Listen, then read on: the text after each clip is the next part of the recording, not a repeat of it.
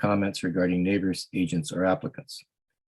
Additional variances without proper public notice. If there is an identified need for an additional variance or variances including an increase in the extent of the relief required, the recirculation of the application is required. As part of the statutory public notification requirements, each applicant was required to post a sign on the property and file a statutory declaration confirming the sign posting. This declaration must be on file today before we can hear the application. And I'm looking at my speakers list, and we're going to have to administer an oath regarding the statutory declaration to all applicants and agents. Regarding quorum, if this is lost during the hearing due to technical difficulties, the proceedings will be paused to allow time for the resolution of the issue. Failing the ability to reinstate quorum, hearing of the items remaining will resume at the outset of the next regularly scheduled meeting of the committee.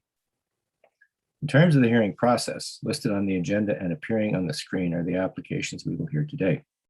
For the sake of efficiency, the committee may deal with agenda items in a different order. Note that the committee members have reviewed the application materials prior to this hearing and any written submissions received in support or in opposition. In addition, the committee will hear today oral submissions from any interested parties as part of our proceedings. The committee may ask for a brief presentation by the applicant, followed by questions from the members where clarification may be needed. The public submissions portion of the hearing will then begin, and any interested parties will be invited to make their submissions to the committee. Panel members may then ask follow-up questions where added clarification may be required. When you are called upon to provide your comments, we will ask you to do the following. Start with stating your name and municipal address for the record. We may ask you to spell your name. Then begin your submission by addressing your comments to the panel members. You may ask questions, but please direct them only to the chair. Please limit your comments to a maximum of 5 minutes. Any exceptions will be at the committee's discretion. Once all interested parties have had an opportunity to address the panel, the public submissions portion of the hearing will then be closed. The committee will then make an oral decision to either grant or deny the application. The committee may also choose to reserve its decision. In such case, the panel will deliberate further on the evidence presented immediately following adjournment of the public hearing. In either case, the committee will send within 10 days of its decision, and to all the parties and those who have requested it, a written decision that sets out the reasons for the decision. All decisions of the committee are subject to a 20-day appeal period, during which the decision can be appealed to the Ontario Land Tribunal. Before we begin, are there any declarations of interest? Yes, Mr. Chair, I'll be declaring an interest in number 4, Eddie and Booth. I don't believe it's an actual conflict, but I recently concluded some business dealings with the agent for the proponent on this file, and just out of an abundance of caution to avoid any optics of a perceived conflict, I will not be participating in item 4. Thank you, Mr. Wildman. Anybody else? Okay. We also have some minutes to confirm. The minutes of June the 2nd and June the 16th, 2021. Regarding June 2nd, 2021, any changes needed to be made to these minutes, or are they to be adopted as presented? Should be adopted as presented. All in favor? And regarding the minutes of June 16th, 2021, any changes to be made, or do we adopt as presented? All right, all in favor of adopting the minutes? The minutes are adopted. There is no other business. So now we'll get to the hearing. We have today 3 applications for adjournment. Item number 3 is the first application, 52 Garland, and this is a request from the planning department and supported by the agent. Apparently there's an additional variance needed. Is the agent there at the moment? Hi there. Hi. I'm the agent for 52 Garland. And you are, ma'am? Jessica Dow. Okay. And so you're, there's a further variance that's necessary? Yes, there's actually just confirmed this morning that there's actually 2 variances in addition to the ones listed that will be required. So recirculation would be required. Okay, and we understand that you'd like to get this onto the August 18th hearing if possible. Yes, that'd be ideal if possible. And the materials be in the committee's hand by no later than Friday, the end of business day this Yes, week. absolutely. Okay. Well, that way we can accommodate your request. All right, all in favor of adjourning this application until the 18th of August because of extra variances being needed. All right, the application is adjourned. Great, See you thank next you. month. Okay. Sounds good.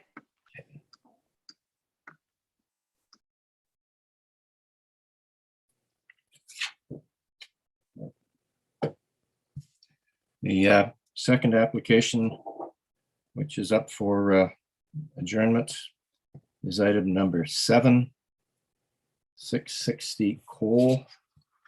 And this is a request that has come from the agent, and I believe that's Mr. Kelly. Is he there?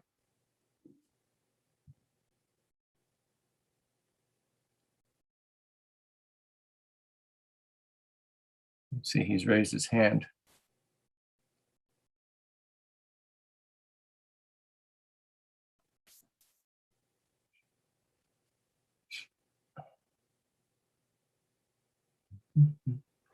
Sorry, Mr. Chairman, it was a little slow. Murray Chown, and I'll be speaking to the adjournment request. Mr. Chown?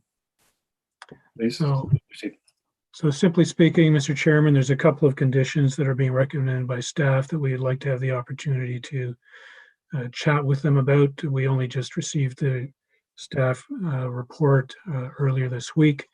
Okay. And given vacation plans and a few other factors, we would ask that the application be adjourned to your meeting. I think it's the second meeting of September the 15th. Okay. Mr. Garner, we have space on the September 15th here, I believe. That's correct, Mr. Chair. We do. All right, Mr. Chown, and the department's okay with this to delay this until the 15th? Yes, Mr. Chair, we're happy to speak with the applicant to discuss the conditions. Okay, all right. All right, all in favor of adjourning this application until the 15th of September? All right. Okay, application's adjourned. Thank you. Thank you very much. Okay. 397. Bear with me a second here.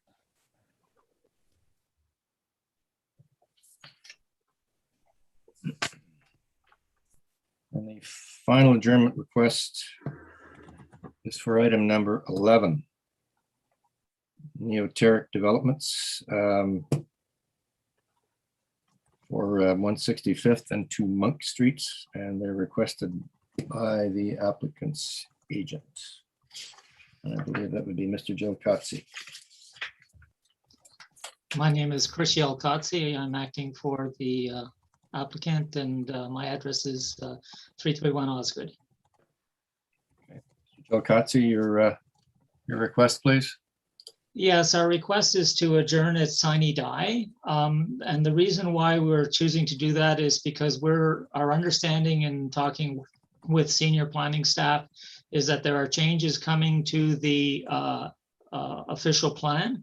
So the new draft official plan does actually contain wording that we're relying on in terms of evidence for this severance. And so we feel that once the draft official plan moves further down the road, the case for this consent for lot 12 would be much stronger. All right. But you wish us to proceed with the other consents? Yeah, so the other consents are just for the 3 lots to create the 3 single family properties. And my hope was that if we could, since the objections that have been raised only with regards to the consent to sever on lot 12. Lots 10 and 11 could proceed because there are no objections and no conditions in the staff report. And also, I don't believe I saw any objections from any of the neighbors. I think the neighbors are very keen to have 3 single family homes. And the department's position on this, please. Yes, good afternoon, Mr. Chair. There's no objection proceeding can't hear you, with Ms. the McClure. severance. Sorry again. The department has no objection on proceeding with severance for 3 detached dwellings. Okay. At the pre-meet, there was some discussion between members about dealing with matters like this in a piecemeal way. And I think the majority of us feel that this application should, quite frankly, be dealt with all at once. Has there been a change in opinion from any of the 4 of us who are thinking of dealing with this all at once only? Or do we split it? No.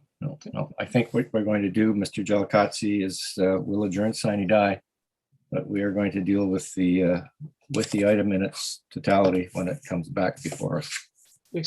Can I make a comment, please? Certainly. Yeah. There are several, my client has several clients involved in the purchase of the 3 single-family properties. Mhm. My understanding is, as I said, that these are already 3 separate lots. So lot number 11, 10, 11, and 12 are already 3 separate lots. So we would really greatly appreciate that, given that those lots are completely independent of lot 12, and that they are not one complete lot, that these 2 lots can be severed with no difficulty at all by the committee at this time. I believe, Ms. McLean, you had some concerns regarding this. No, I think just a question, Mr. Chair. Thank you. If we proceeded with the severance of the 3 singles, would the remnant parcel then, the lot 12 at the corner, be a complying parcel of land? It's already a lot, Mr. Chair. It's already an individual lot. It is not a remnant parcel. So each lot 10, 11, and 12 already consist as lots. You have 3 PIN registries, land registry forms, one for each of the lots. So no, it would not be a remnant lot. It's already a lot in its own, based on its own merit. So if we went ahead and we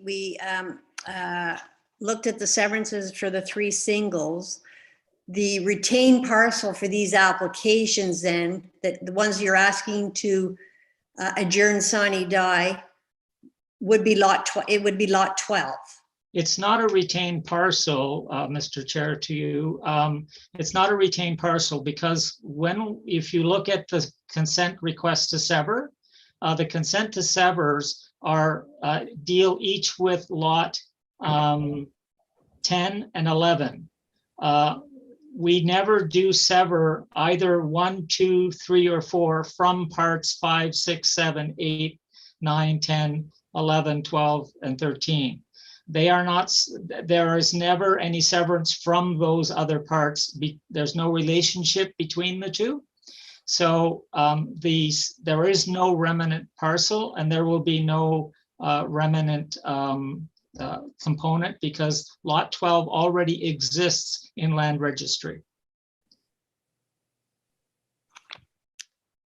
Could I just ask planning then, if we proceeded with the 3 single family dwelling lots today, would that jeopardize anything that was planned for lot 12 from a planning perspective?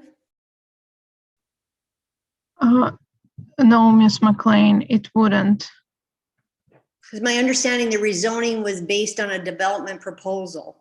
So if we proceeded with the severances of 3 today, it wouldn't affect the development proposal that was looked at as part of the rezoning for that corner parcel, lot 12.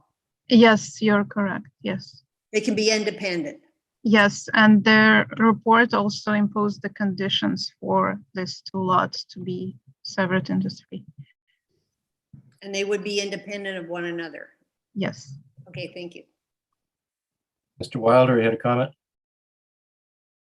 Sorry, Mr. Jokotsi, obviously I have a concern, as planning does, with the remaining lot, notwithstanding what the new official plan may say in your additional arguments at that time. Were you contemplating, if that were to go ahead in terms of that additional lot, were you planning a plan of condominium? So one of the positions for the client to consider will be a possibility of a plan of condominium only for lot 12, of course, since it's an independent lot. That is that's the position of staff. We don't agree with that position. However, that's a fallback position. But my understanding from the draft official plan is that there is specific wording, and I have included that in my lengthy, because we were expecting up until yesterday to have this hearing today. In my lengthy argument for why this could be done as a consent, this includes some of the new wording in the draft official plan. And just to come back in terms of to you, Mr. Chair, the zoning on parts 1, 2, 3, and 4 are R3P, and the zoning on lot 12 is a separate R4UD zoning. Yeah. Through you to the chair as well, there's a separate site plan application at the city currently, and has already gone through circulation for only lot 12.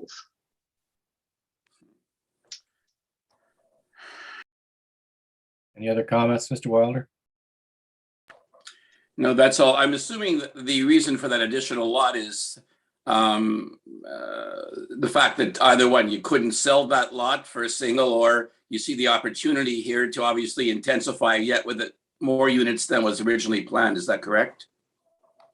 Through you, Mr. Chair, we worked very hard with the community association and the councillor and the planner to come with a development that creates a graduated change from Bank Street through to the single families on 5th Avenue. So the entire design of the project was always designed from the get-go as a stacked dwelling building with individual entrances for all of the units on lot 12 and single family homes on lot 10 and 11. This was what we worked with the community association and the councillor and the planner. Fine, thank you. I haven't seen any comments, mind you, from the Groupe Community Association to that effect. Through you, Mr. Chair, the comments from the community association were at the rezoning. So the rezoning, the Caroline McIntosh and the councillor both appeared to highly laud this rezoning that was predicated on these specific buildings and this approach. So they appeared both at planning committee as well as at our public meetings, and they made their submissions in that regard. Okay. All right. Thank you, Mr. Gelkotzi. I think we have Mr. Manconi. Hi, yes, I'm with Neoteric Developments. I'm the owner of lot 10 and 11, and I just wanted to echo a little bit of what Chris mentioned. That yes, please, sir.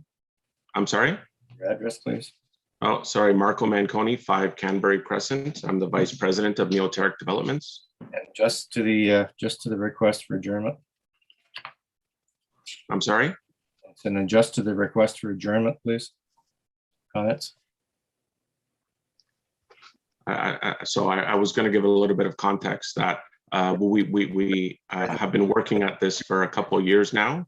With Mr. Manconi, we're dealing with the adjournment request and not the merits of the application. So I guess I'd like to be on record that with the echo Ms. McLean's comments that the severance for lots 10 and 11. We would not like it adjourned today. We'd like it approved today, if at all possible. Oh, we have a choice, ladies and gentlemen, to either split this and deal with it in two parts, or deal with it all at once. Ms. McLean, your position. I'm prepared to split this and deal with the 3 lots today, Mr. Chair. Mr. Wilder?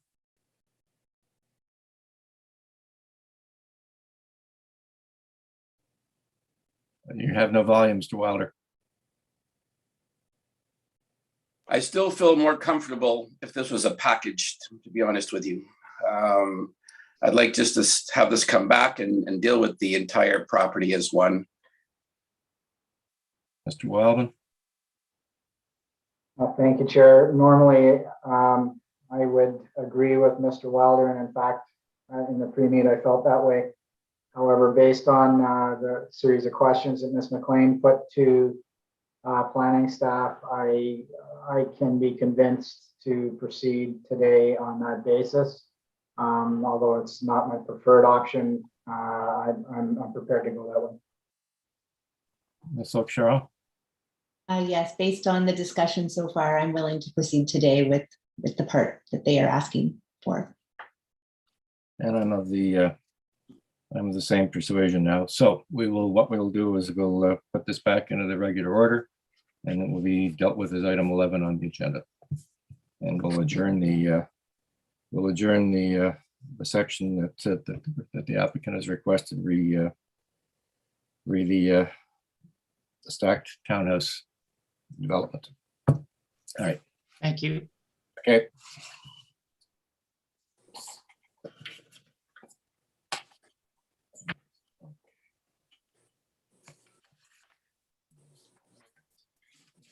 Regular agenda.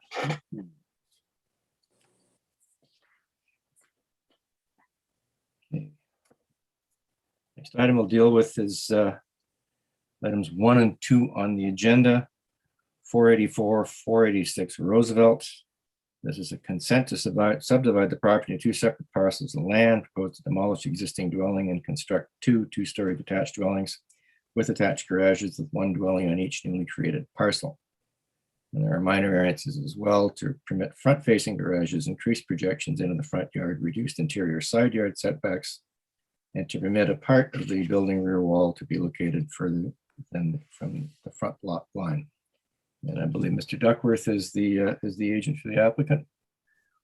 Yes, Mr. Chair, thank you. Todd Duckworth, Holman Architecture. Our address is 63 Pamela Street. All right. And you're aware of the planning department's position on this application? Yes, Mr. Chair. And if the planning department would like to articulate their position on this, I believe the planning department objects to the application. Mr. Chair, just briefly, I believe I have not done my sworn statement for the statutory declaration. Thank you for reminding me. I don't have anybody behind me hitting me with a stick. Okay. Do you solemnly swear or affirm that the notice provided to you as part of the application process and by the committee was posted at the property to which the application applies for the prescribed number of days before the hearing and clearly visible and legible during the entirety of that time? I do swear. A number of times I've read that, I should remember that by heart. But all right, Ms. Bakula, your the department's position on this application, please. Yes, Mr. Chair. So the position of the department that the proposal with 2 attached front-facing garages is garages are not the dominant character, and this proposal implicates the alteration of the streetscape and the extent of the projection. The other minor variances requested are triggered by the accommodation of garages, and it's resulting in undesirable characteristic. And the other 2 variances, they're from the new Westborough amendment and amendment by law, but the most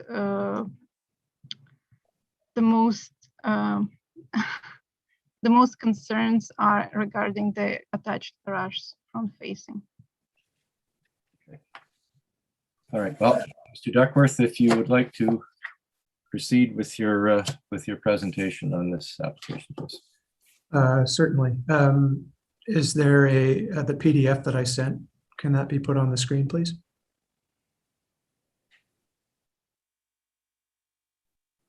Thank you. And if we could advance to the next slide, please. Okay, great, thank you. So as planning staff noted, the proposed application is for 2 detached dwellings, and they would each have a front-facing garage, which is not determined to be in the majority or in other words, dominant pattern of this portion of the streetscape. And that's triggered the request for a variance from that. So our main contention is that, and we had considerable consultation with members of the community. This was at the recommendation of planning staff quite some time ago, that that we seek out the local opinion on this matter. We met with members of the Westborough Community Association multiple occasions, proposing the design proposal as it progressed. Feedback we received from them was quite positive. The key priorities that they indicated to us with respect to how they will look at development proposals like this is prioritizing a contribution to the local tree canopy, as well as prioritizing soft landscaping in both the rear yard and in the front yard. And they also indicated a preference for lower density developments versus some of the higher density forms that are permitted within the zoning bylaw. As I said, the feedback was positive. They indicated to us that they felt that this proposal was an enhancement to the neighborhood, that it was consistent with the broader character of the neighborhood. You'll note in the rear yards, the hatched area indicates bylaws minimum requirement for soft landscape buffer on the right-hand side of the screen, and our proposed rear yard exceeds that minimum requirement by approximately 75%.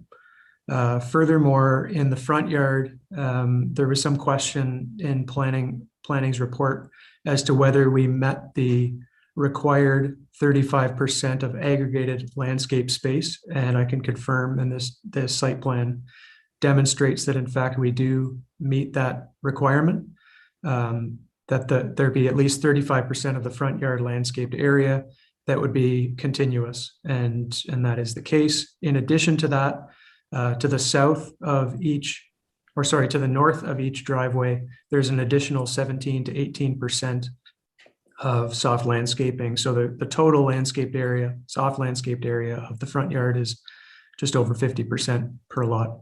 And again, this was identified by members of the community as a positive attribute to the project. No concerns among community members were raised with the proposed front-facing garage.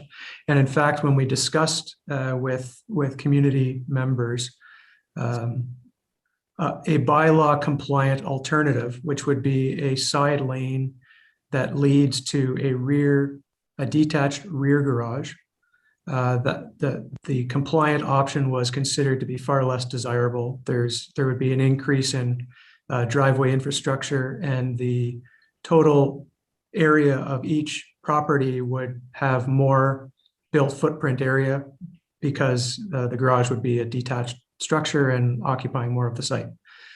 This strategy, though it would comply with the bylaw,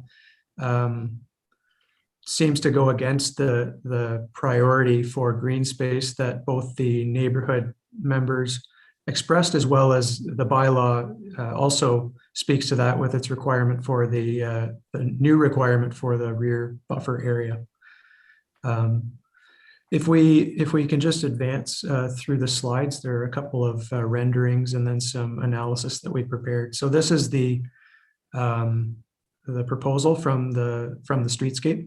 2 houses that are resolved in compatible but distinct elevations so that each house would have its own distinct character and materiality. And we've designed, I should also mention that the bylaw outlines design parameters for garages when they are permitted by the streetscape character analysis. The key feature required being that the garage should be at least 0.6 meters set back from the principal building face.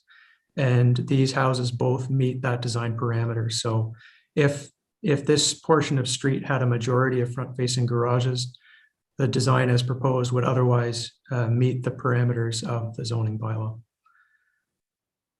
If we could advance, this is a contextual analysis we prepared of the broader neighborhood. So you can see our subject property 484 Roosevelt's in the upper left side of the page. And within the immediate, basically 4-block vicinity of the property, we did an analysis to determine how many other properties in the neighborhood have front-facing garages that are comparable to what we proposed. We counted about 65. I believe there's probably more of them. But the takeaway is that this is a significant feature of the broader neighborhood and the broader context. And we found that the specific catchment area of the streetscape character analysis didn't fully capture this broader context of the neighborhood. And we don't feel it would be appropriate to dismiss this broader context when contemplating how the development should be analyzed. If we can just kind of quickly cycle through the next few slides, we have images of most of the identified properties. So we can see properties of varying ages and configurations. But if we keep going, the dominant or the key feature for this discussion is a front-facing garage. It's not in any way foreign to the neighborhood. Many of these projects are fairly recently developed. Some are a little bit older. So that would be the primary response to, as Ms. Wakula mentioned, the primary concern being that's great there. Primary concern being the front-facing garage. There's additional commentary with respect to the proposed variances for side yard setbacks, which we can discuss in further detail if you would like.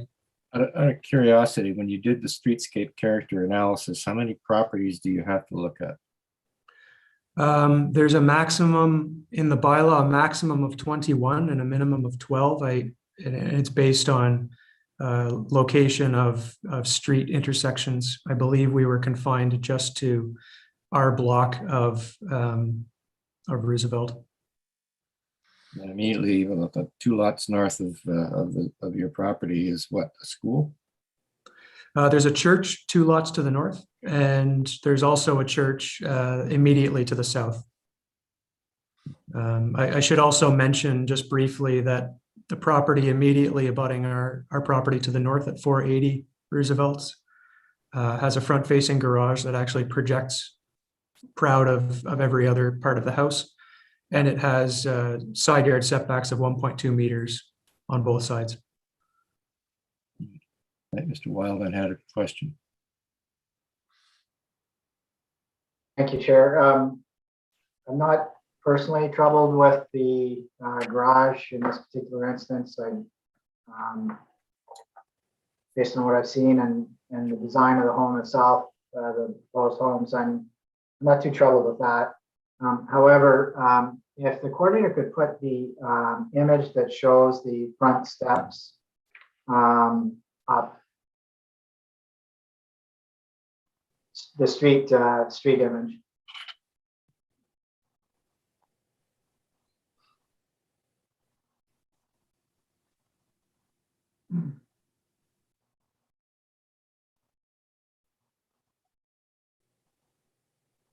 It's back several slides, I believe.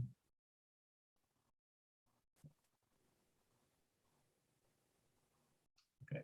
Yeah, back one more. That's a good one. Yes, thank you. So actually, I like the design of the house. Frankly, I think it's nice.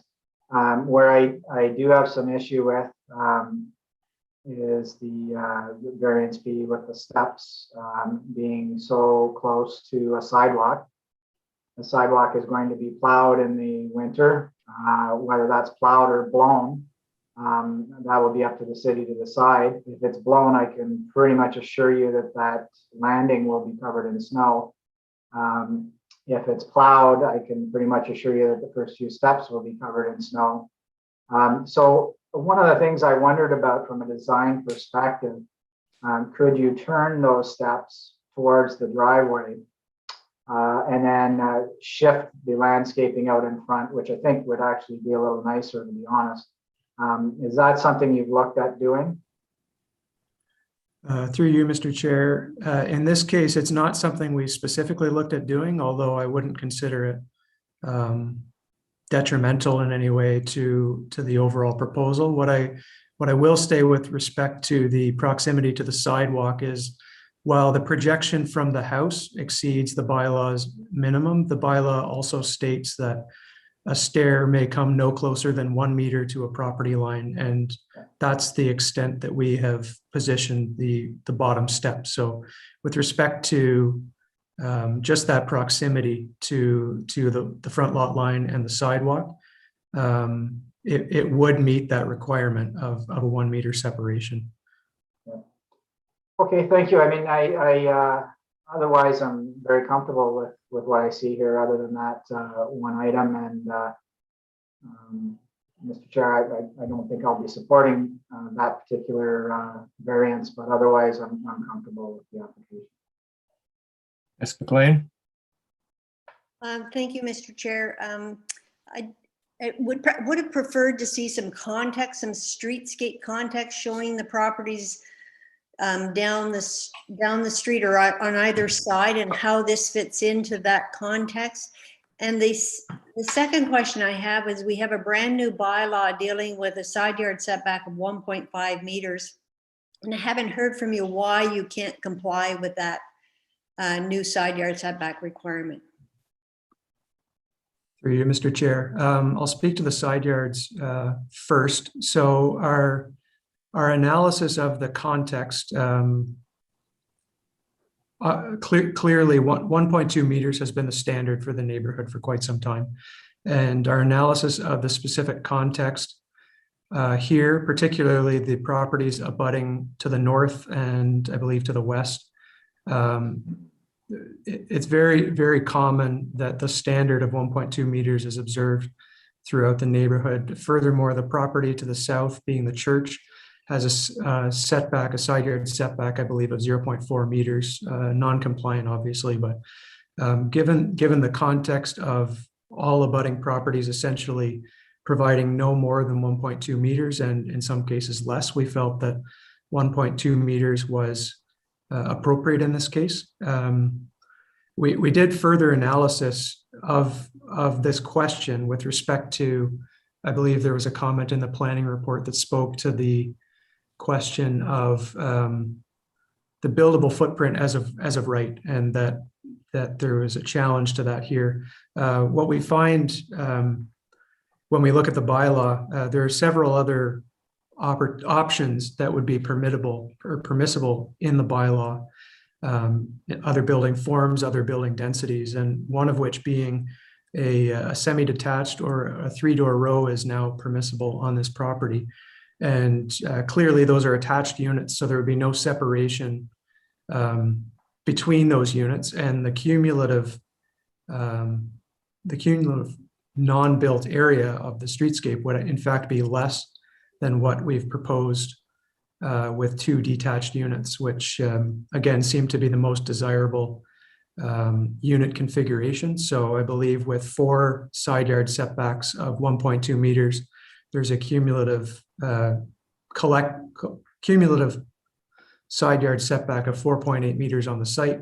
Comparably, if we were to have a semi-detached or a 3-door row on this property, there would be no internal side yard separation, and so we would only have 1.5 meters on either side. So with respect to the overall impact, we feel that this, again, this proposal is consistent with its context and actually more desirable and more sensitive to the context than other permissible building forms. But I'm not hearing any reason why you can't comply with the 1.5 setback. Is there any reason why you can't comply? Well, it was based on the outcome of our analysis of the context. It was our belief that it was appropriate. So any project could be redesigned a number of different ways, but we felt that in light of our contextual analysis, that it was appropriate. These are urban houses, and so to subtract 2 feet out of the width of each of the houses would start to suggest to the property owner that perhaps another building form is more viable, and we didn't feel that was more desirable for the neighborhood to pursue, for instance, to pursue a higher density form. So it was an assertion on our part based on those factors, but fundamentally originating from our analysis of the context and our belief that in light of the overwhelming majority of properties in the neighborhood being 1.2 meters, that this would be appropriate here. So could I ask planning staff what the intent of the change in the side yard setback to increase it to 1.5 was? Yes, Ms. McLean. Unfortunately, I guess it's a question to the zoning unit. They were conducting the research and participation and consultation with public. Okay, thank you. Mr. Wilder, you have a further question? Yes.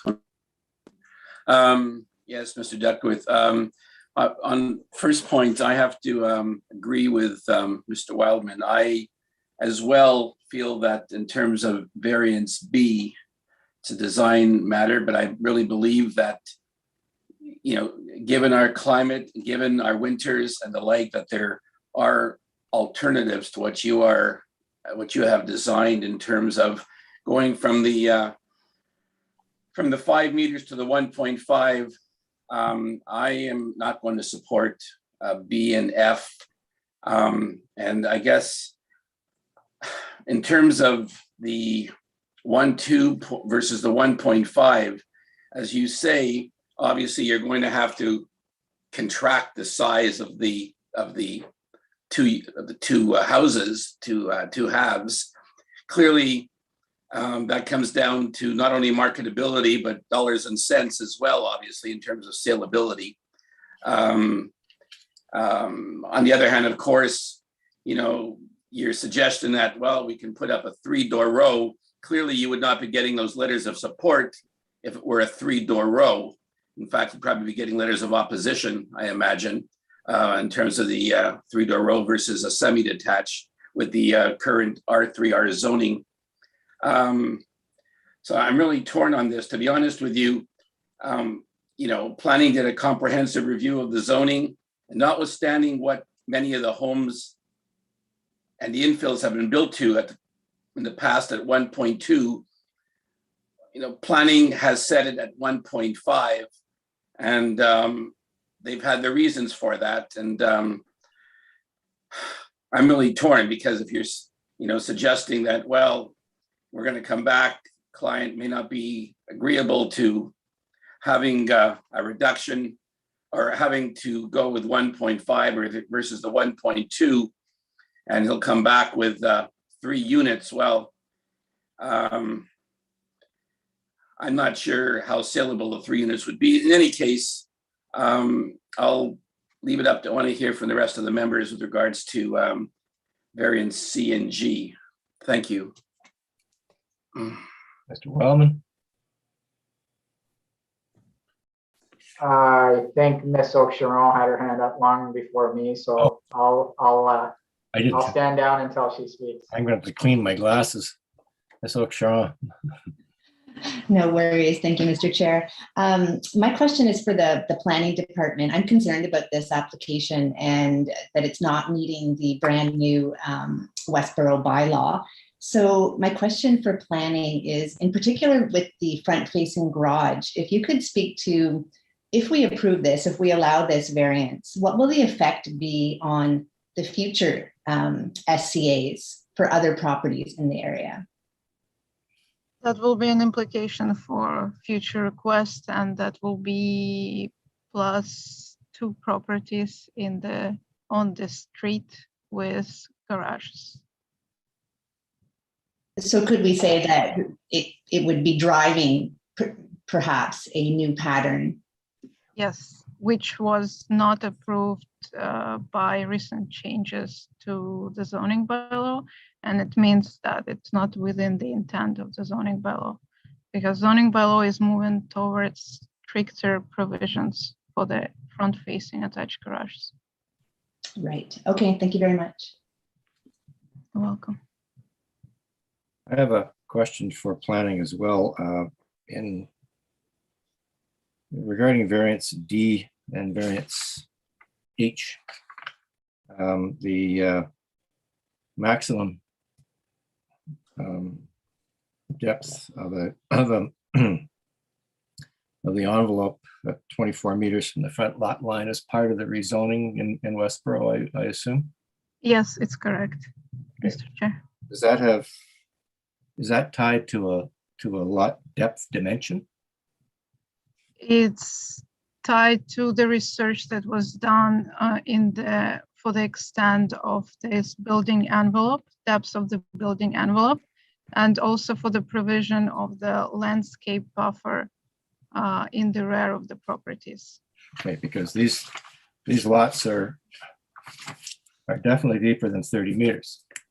Yes, and that's actually these 2 variances. It's the very minor concerns from planning staff, because the applicant's research showed that this actually the pattern within the neighborhood, and moreover, they are abutting the church, yeah, which is located in the rear. So the primary concerns are streetscape and interior side yard setbacks. Well, the department's happy that the amount of rear yard depth for each of these proposed buildings is adequate. Yes. Okay. All right, thank you. Mr. Wilder again. I'm fine, Mr. Chair. I just was going to say, as Mr. Wellman did, I like the design of the semi. No question about that, but I'm still concerned about. I still have concerns in terms of the entrance, in terms of again B and F, and yeah, I'm just wondering, Mr. Chair, if we might reserve on this application, seeing as I think we likely will reserve Mr. Wilder.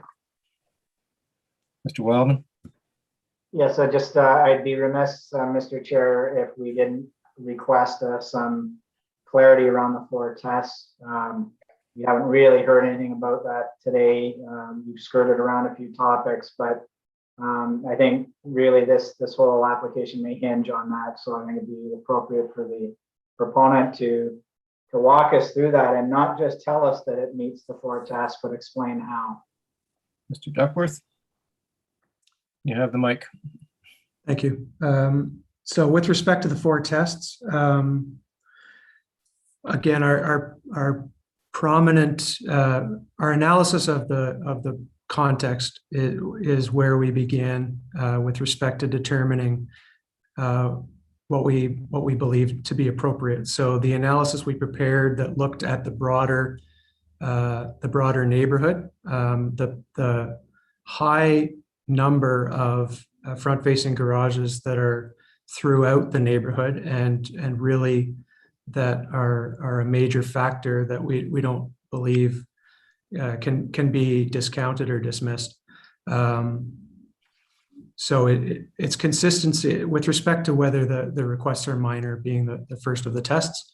We feel that given that this building form, this configuration of side yard setbacks, of front-facing garage, of property depth, and stair leading to the front door is very well represented in the neighborhood, and so not a stretch, not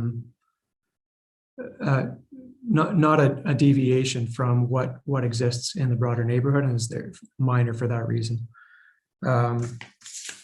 Walking through with respect to, sorry, I just have my notes here. And for that reason, we feel that the intent of the zoning bylaw would be maintained.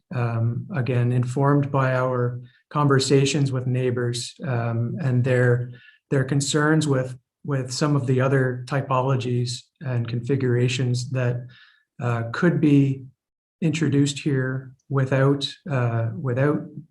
seeking variances that would be cause for concern. The feedback we received being that this configuration met the character of the broader neighborhood, was desirable for that reason. It exceeds by a good amount the minimum requirement for soft landscaping. All priorities that were communicated to us by members of the community association and neighbors. And we feel, for instance, the presence of a permitted rear yard garage would be less desirable. This was what we heard from our conversations with neighbors. And so from that perspective, we feel that the proposal is desirable and in keeping with the zoning bylaw and the official plan. Chair, I don't believe that the general intent and purpose of the official plan has been discussed. I'd like to know just how the general intent and the purpose of the official plan is being maintained. Duckworth? So my understanding is that the official plan supports development and intensification within the urban boundary, but in such a way that's done in a sensitive manner to the community. So this property, as I mentioned, there are many building forms and typologies that are permitted on this property. But through our earliest conversations with the owner of the property, we've determined that it's a double wide lot, and to develop this into 2 detached dwellings would be it's adding a dwelling unit to the property, but it's intensification that is within scale of the neighborhood and in keeping with the intent of the official plan from that perspective.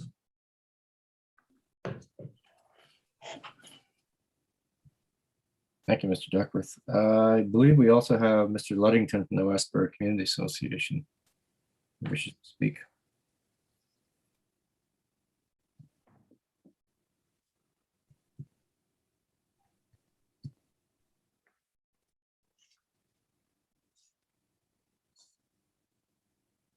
Are you there, Mr. Ludington?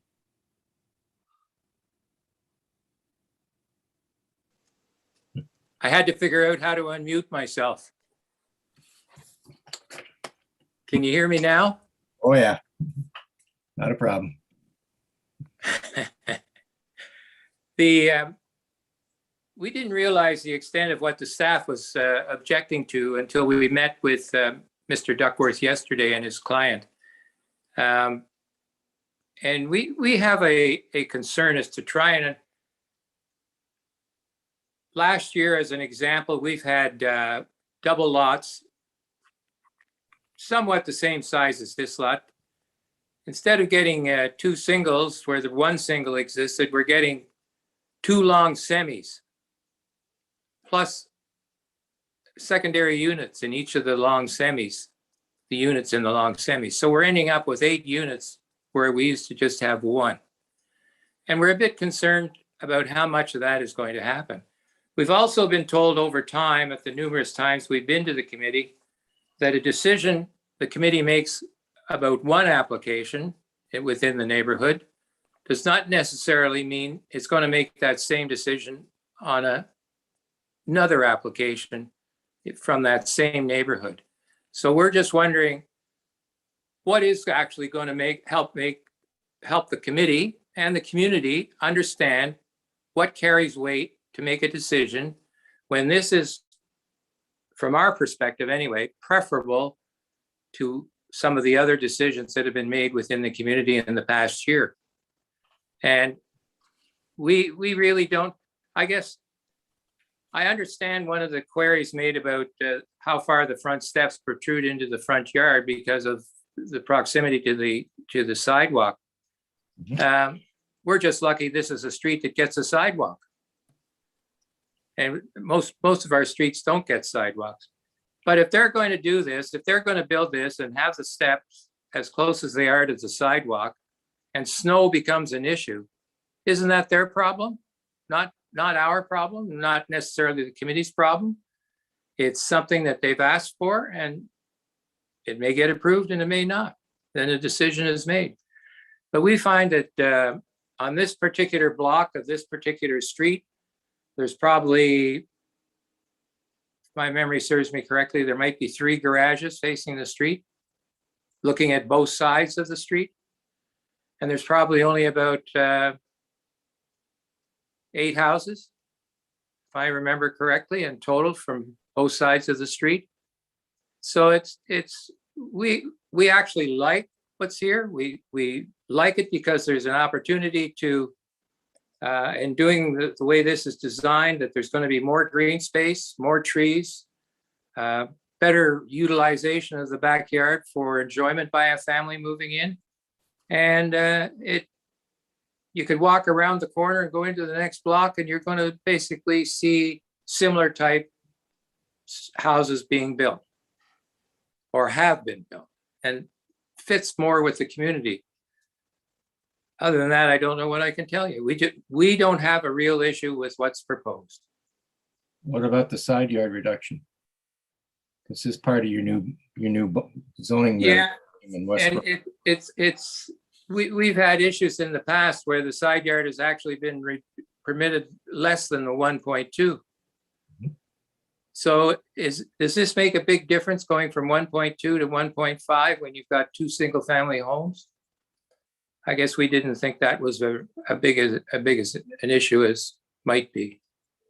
And as far as the envelope extending past the 24-meter maximum from the front property line?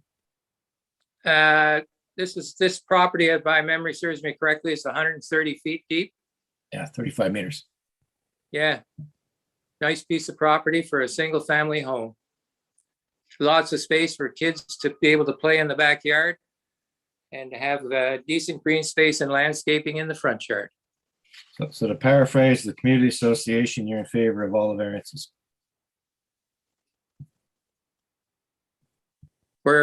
We have no real issues with what's being proposed. If that's what that says, that's what that says. Right. Thank you, Mr. Ludington. Thank you. Anything further? No? No. Okay. I believe we also have Ms. Bobio online. Hi, my name is Marty. Your address for the record, please. Yeah, it's 394 Kenwood Avenue. All right. And I'm in the circulation area. And I've looked at that house for 36 years from my house, or the previous house that's there, and I understand it has to come down. It's in not a good shape. I don't want to be opposite Mr. Ludington, but I must say I never heard of any community meetings, and I'm involved in a lot. So I only got this letter or saw the sign up. So that's why I'm here today. I may have missed it if Mr. Duckworth, but I had just 4 things. One is, did you present a view from Highland Park Church in terms of the view from their parking lot, what it would look like where the backyard starts, and do you have that street view from it's a big parking lot?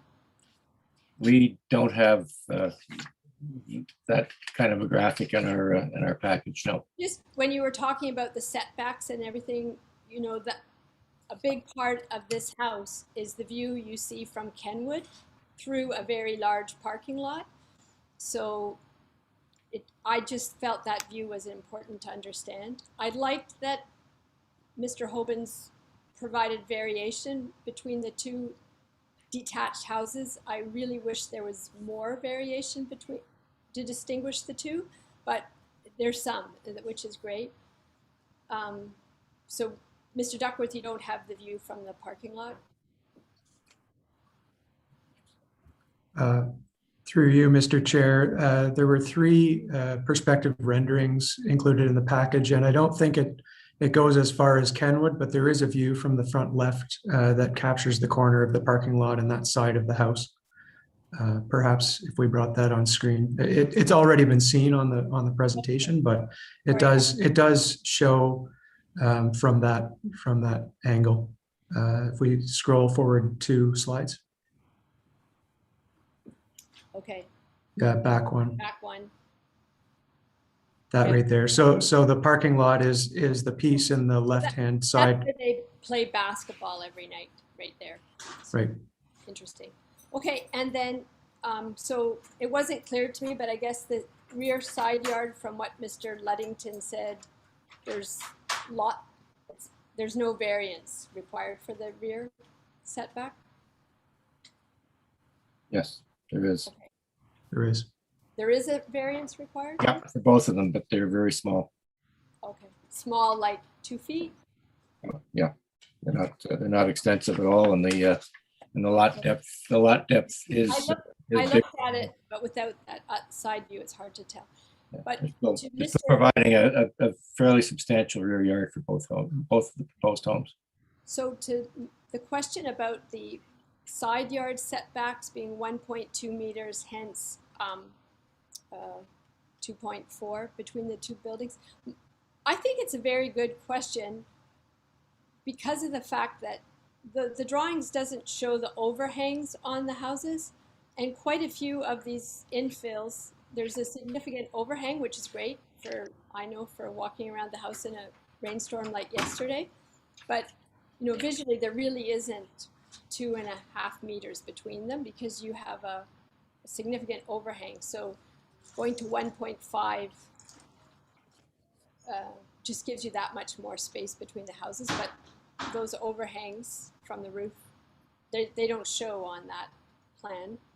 And the fourth thing is related to the front garage. I understand why that makes sense because we don't want the driveway going into the back because that uses up space. But it isn't the common. I live on Kenwood. There's no front drive. We don't even have a garage. Most of us don't have a garage.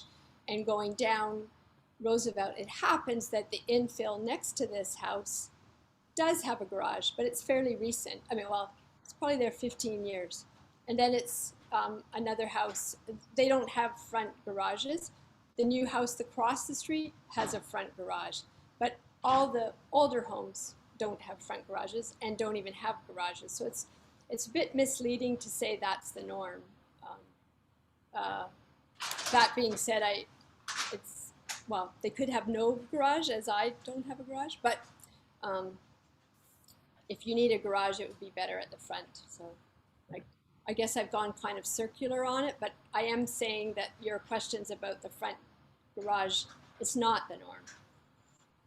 Okay. So, and just a question for Mr. Duckworth is, the house that's coming down, which is fine to come down, there's no problem with that. It's I actually painted that house. I mean, painted it as a drawing next to, but it's a signature house in the neighborhood. There were many of that sort of barn house look. This one has to go, but there's less and less every month in Westborough of that style. And it would have been nice if Mr. Hoban, who knows that property exceedingly well, better than any of us, if he had tried to make use of that Westborough design. It's just some feedback for him. Right. And I'll be quiet now. Thank you, Ms. Bovia. Any other questions from members of the committee? Mr. Duckworth, final comments?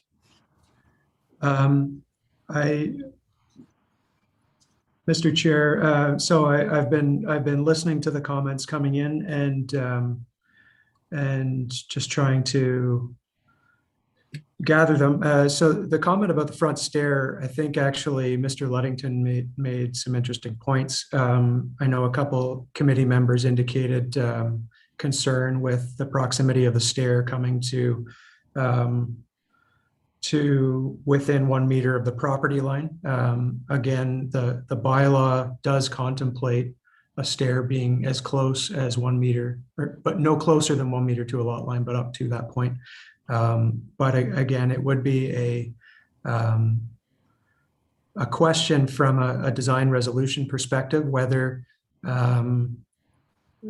we may look for something that would be a further separation. What I would say is, while I'm sure the owner, my client and I, excuse me, would consider alternate configurations, the bylaw as is in place, which only permits a 1.5 meter projection from the front setback, would be insufficient in all contexts. So I would request that the committee revisit that as an approval piece, and we will certainly take the comments raised into consideration as the project moves forward. But as a template for approval, we would in any case need more than what the bylaw outlines, which is a 1.5 meter. And so my concern would be that if the committee were prepared to approve the other variances and not this one, we would be in a difficult position where providing access would be a challenge. So what I would just state is, or request would be approval for this variance as well. And again, we would be open to looking at ways that front stair edge may be brought further from the sidewalk in realization. Thank you, Mr. Duckworth. Mr. Wildman, you had a comment?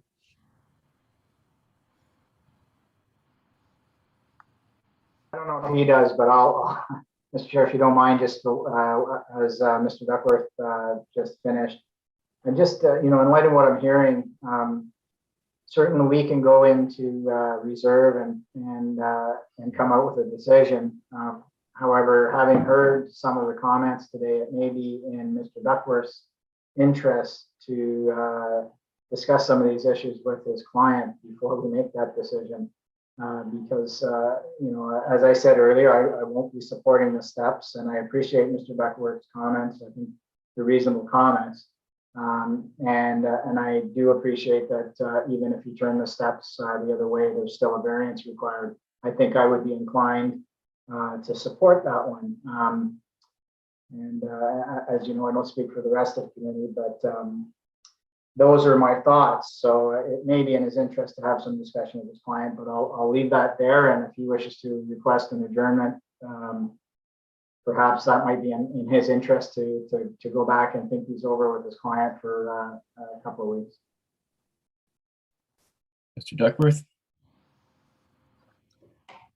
Just to clarify by way of process, an adjournment, as Mr. Wildman suggests, would that in fact be an adjournment just to the next hearing without a requirement for recirculation? If for instance, if that variance were simply reduced in the relief sought from the number it's at now to something less than that, that would in fact not require recirculation? You're reducing the size of the variance. Yes. So we could deal with it. We could deal with this in 2 weeks. Okay. I received word from the client that he has no issue with turning the stairs to address Mr. Wildman's comments. So as suggested, we would simply need to establish the updated relief requested for that variance. to determine what, with the stairs turn, what would the projection be in that case? Well, we can certainly accommodate a change. We have space in 2 weeks, Mr. Garnett. Yes, Mr. Chair, there is space on the agenda to accommodate another application. So if those changes could be in staff's hands by Friday, we could reschedule this for 2 weeks hence. That should be no issue, Mr. Chair. All right, and what we'll do is we'll adjourn this application until what's the date again? The first week of August, and It's August 4th, Mr. Chair. August the 4th, and for anticipating some design changes in the front steps. All right. Thank you, Mr. Ducker. Sounds good. Thank you, Mr. Chair. Yep. Bye.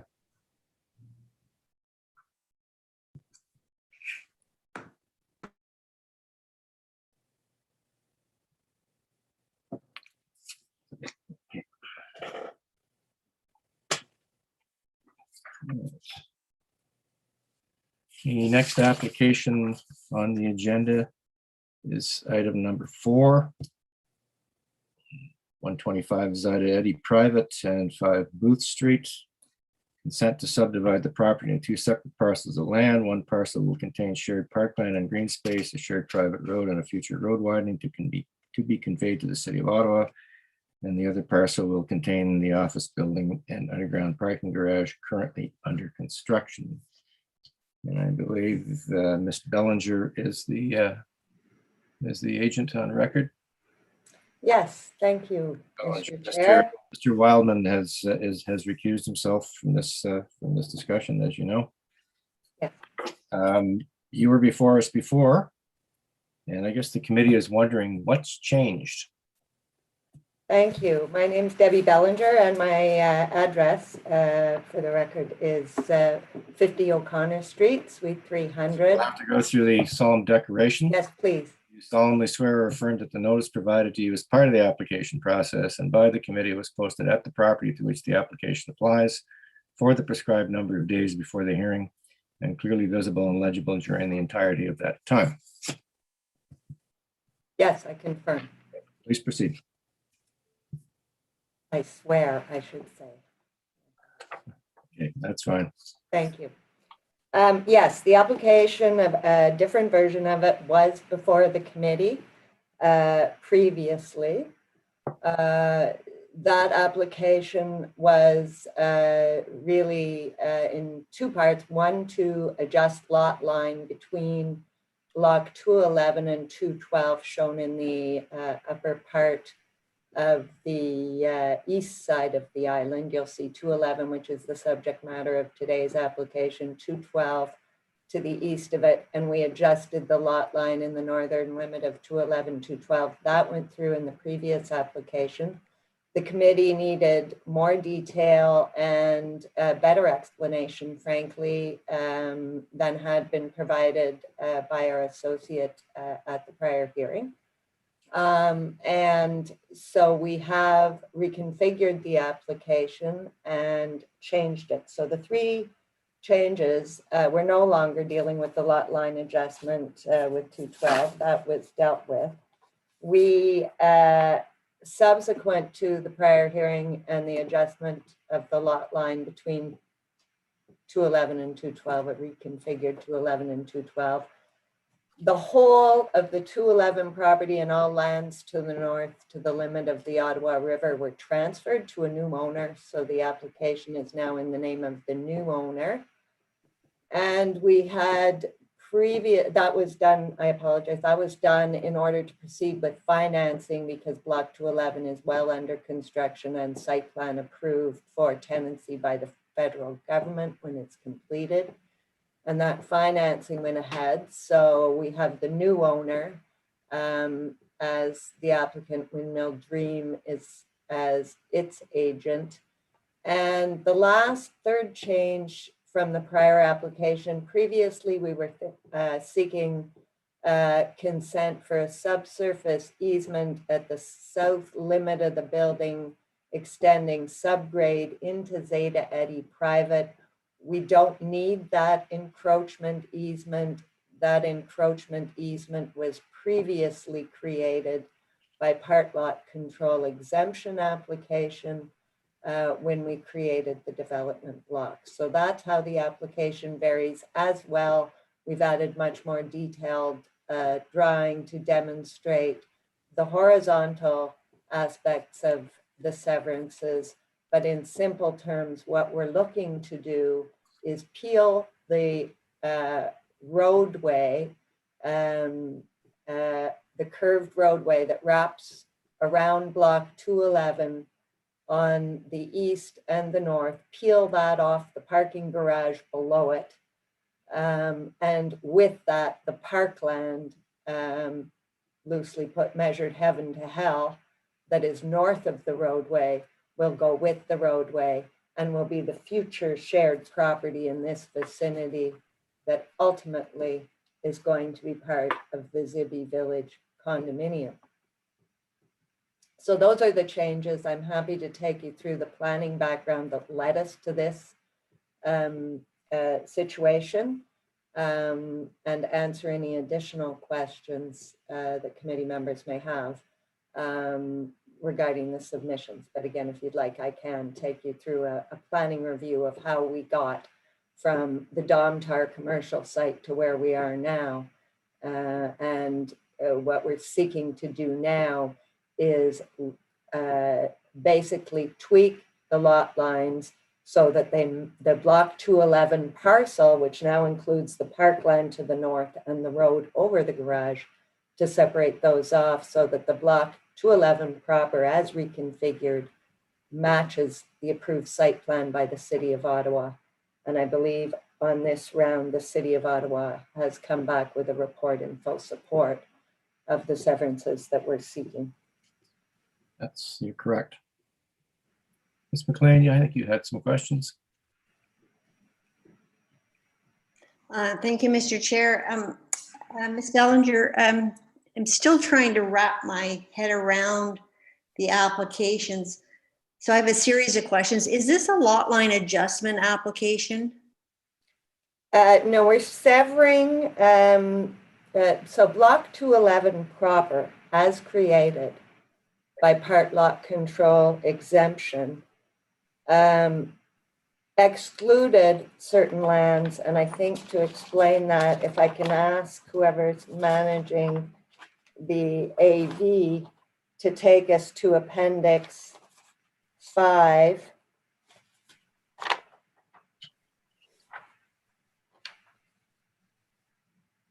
That's possible.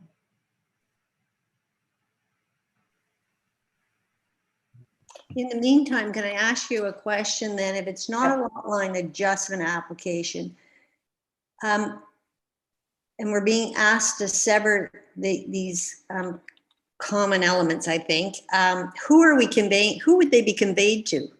Okay, so right now they had to be conveyed to the landlord who will own all of the block 211 proper that will be leased to the federal government. Upon this severance, the parkland to the north and parts 3, 8, and 6, which comprise the road wrapping around the building, and part 5, which is basically a road widening on Zeta Eddy private that is not needed at grade and will be conveyed to as part of the shared property. All of that shared property, like the shared property all over the island, will be conveyed back to Windmill Dream, which owns all the other roadway blocks and will be the declarant of the Zibi Village condominium, which is not yet declared, but which is in process to go in for draft plan approval.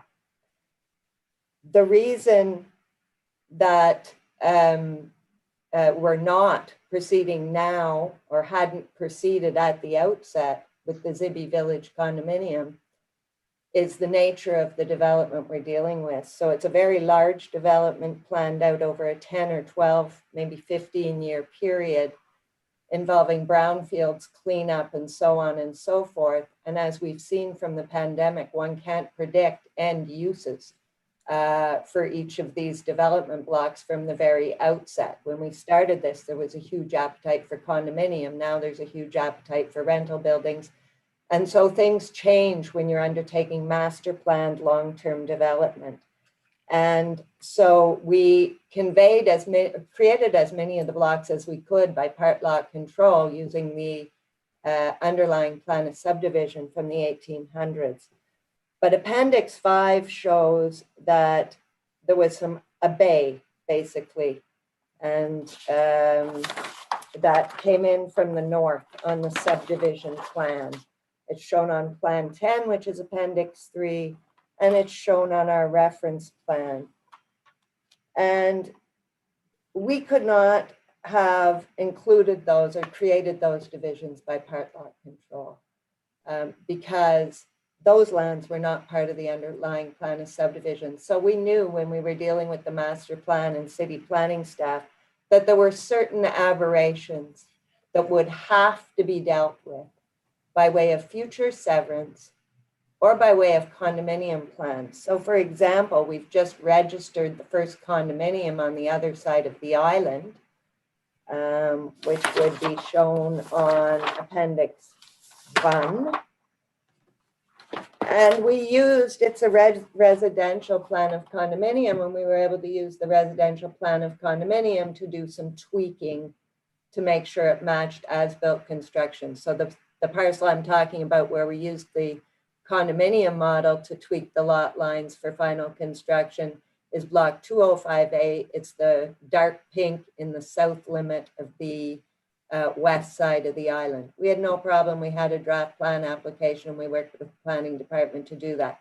We knew that as part of the master plan, we had contemplated in discussion with city staff that it would behoove all of us to register the Zibby Village condo close to the end, because Windmill Dream has to manage all of the shared quasi-municipal property to the point of full build out, make sure it's all operating properly. And because we might include other things, if we create Zibby Village condo at the outset, we're going to be amending that plan anyway later on to do some tweaking. So Block 211 is the second building on the very large island development that's out of the gate, and it's commercial use. And so we had contemplated taking the road off the garage, conveying the road and the park to the north by way of consent to sever, because if we register the Zibby Village condo now, we may miss picking up some common element shared property. An example, we're in site plan approval on blocks 206 and 207, which are the two orange blocks to the north of the Canal condominium. So you have the Canal condominium in hot pink at the bottom of the west side, the two orange blocks. The walkway that goes into Head Street Square on the west side, we've decided we're going to carve that out of the site plan for 205, 206 and 207 and make it part of Zibby Village condo. Why? Because it will be basically a public access space, and we want all the public access spaces in Zibby Village condo. So back to block 211, we need to separate the road off of the underground parking garage. I'll take you to the horizontal severance plans and the parkland and give it back to Windmill Dream, which will be the declarant of the Zibby Village condo. The object at the end of the day is the Zibby Village condo functions like a quasi-municipality with all the statutory obligations that a municipality would have to ensure that the infrastructure and everything is maintained and serviced for the benefit of the whole. With respect to the actual, if we can go to Appendix 5 to demonstrate some of the horizontal aspects that may assist. Could I just interject for a second? Did you say that you were proceeding with the Zibi condo declaration of the common elements? That's now being moved forward?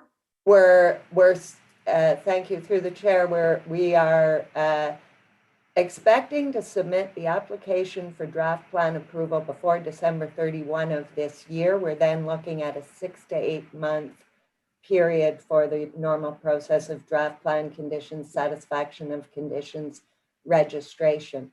We do have some flexibility to amend in Zibi Village Condo at the end of the day, because Zibi Village Condo is a 1-unit condo over which all the other blocks have easements. So their rights in Zibi Village Condo are not by way of being condo owners. It's not like a common element condo where we're tying parcels of land to shared property. The Zibi Village Condo is going to consist of one condo unit somewhere on the island, and it'll be a storage type unit, as well as all the common property, all the roads, all the parks, all the shared services. So to the extent we add some shared services in that weren't contemplated the day we registered Zibi Village Condo, we can still deal with that by amendment to the declaration and description for that condominium, but we're trying to minimize that. So, but why do you need to proceed with the consent now then? Excuse me. Because right now we've got the federal government ready to occupy a building that is almost complete. We have ownership of excess land that should not be governed by that tenancy or have anything to do with that, that interest. And we want to separate a completed building from future shared property, so that we continue to control it, absolutely. And we have covenants from when we transferred the whole for the purpose of financing, whereby we've got in fact, the conveyance documents executed already by that owner to convey those back, so that we can include them as part of our draft plan application proper that we're proceeding with this fall. And the land, finally, the land to be conveyed today, does it have frontage on a public street? It does, because both of the severed and the retained lands have frontage on Booth Street. However, their practical frontage is on the shared private road, and so the parcel comprising the road and the park has frontage on Zeta Eddy, and Zeta Eddy has frontage on Booth Street. So where the road is paved, they would access on the private road network pursuant to any of the blocks can access the park through easements over the private road. But yes, they do have frontage on Booth Street. Okay, and then would a partial discharge of charge facilitate what you're trying to do today, or you No. have to separate the strata parts of the land, I guess? No, I can't do a partial discharge of the charge, because when we're looking at this colored plan, if you look at the third figure that shows the building at surface, you'll note that part 7, which is part of the filled land, has to become part of block 211. Block 211 proper did not include part 7 because it couldn't. It wasn't part of the underlying plan of subdivision. Similarly, part 8 above that, which is the filled land that comprises the surface of the road, has to be carved out, and part 9. So no, we couldn't partially discharge. We had to deal with all of the lands together when we financed. And similarly, underground, you'll see part 7 extends out under the road because the garage goes north under parts 3, 8, and 6. Okay, thank you. I would just comment that I guess we're looking at whether this is sort of a repeat application in the res judicata process. In other words, we've already dealt with this application and it's just been flipped. And so I guess we're going to be looking at that as well. So, yeah, if I could comment on that, it has been changed. We've removed the request for the easement for the subgrade. And we've got an entirely new owner. We've had to convey it and finance it because we're site plan approved, construction's underway, and we've got a tenant. So yes, it's been flipped. That's one aspect of the changes. But we're also dealing with an entirely new owner. We're dealing with a revised application in the sense we dropped one of the applications. And frankly, we could have, I suppose, amended it even further to drop everything related to part 11 and the future road widening on the side. But we did not do that. The difficulty I have with that too is the and I certainly concede it would have been preferable had my associate adjourned on the last time than had it go to decision, but we put a great deal of effort into reviewing what extent of revision would suffice to make it a new application. We're satisfied it's proper. And the second thing is it leaves us in a situation where we have to do a plan of subdivision for basically parts 7, 8, and 9. And we don't think that's good planning practice. This was contemplated to be dealt with by way of consent by us, by the planning staff at the City of Ottawa, by the master plan that's registered on title, and by the site plan that's registered on title. So we think it's good planning practice to be doing it this way. Is that all, Ms. McLean? Yes, thank you. Thank you. All right, Ms. Billinger, you have a proposed condition to consent that you're suggesting that we add. Yes.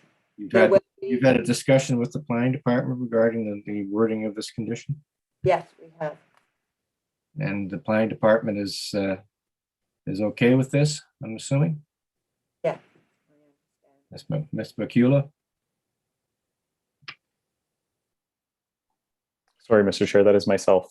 Okay, Mr. Hamilton? Yes, we're comfortable with that. Okay, that's a modification of the city's standard condition, is it not? Sorry, for just the number 1? Mm-hmm.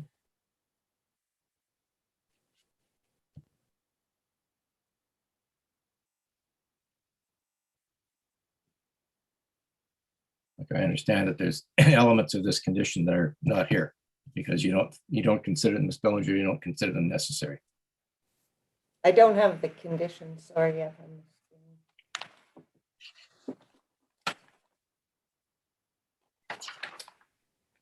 Is it possible to get the condition in front of us so I can speak?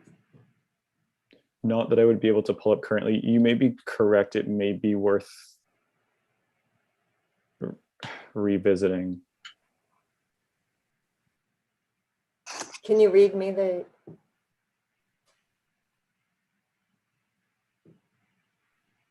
Perfect.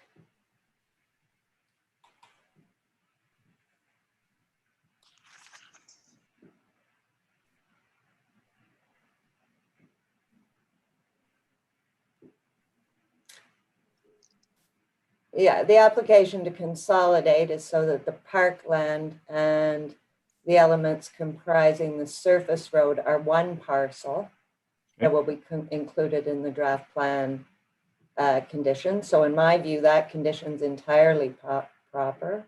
Okay.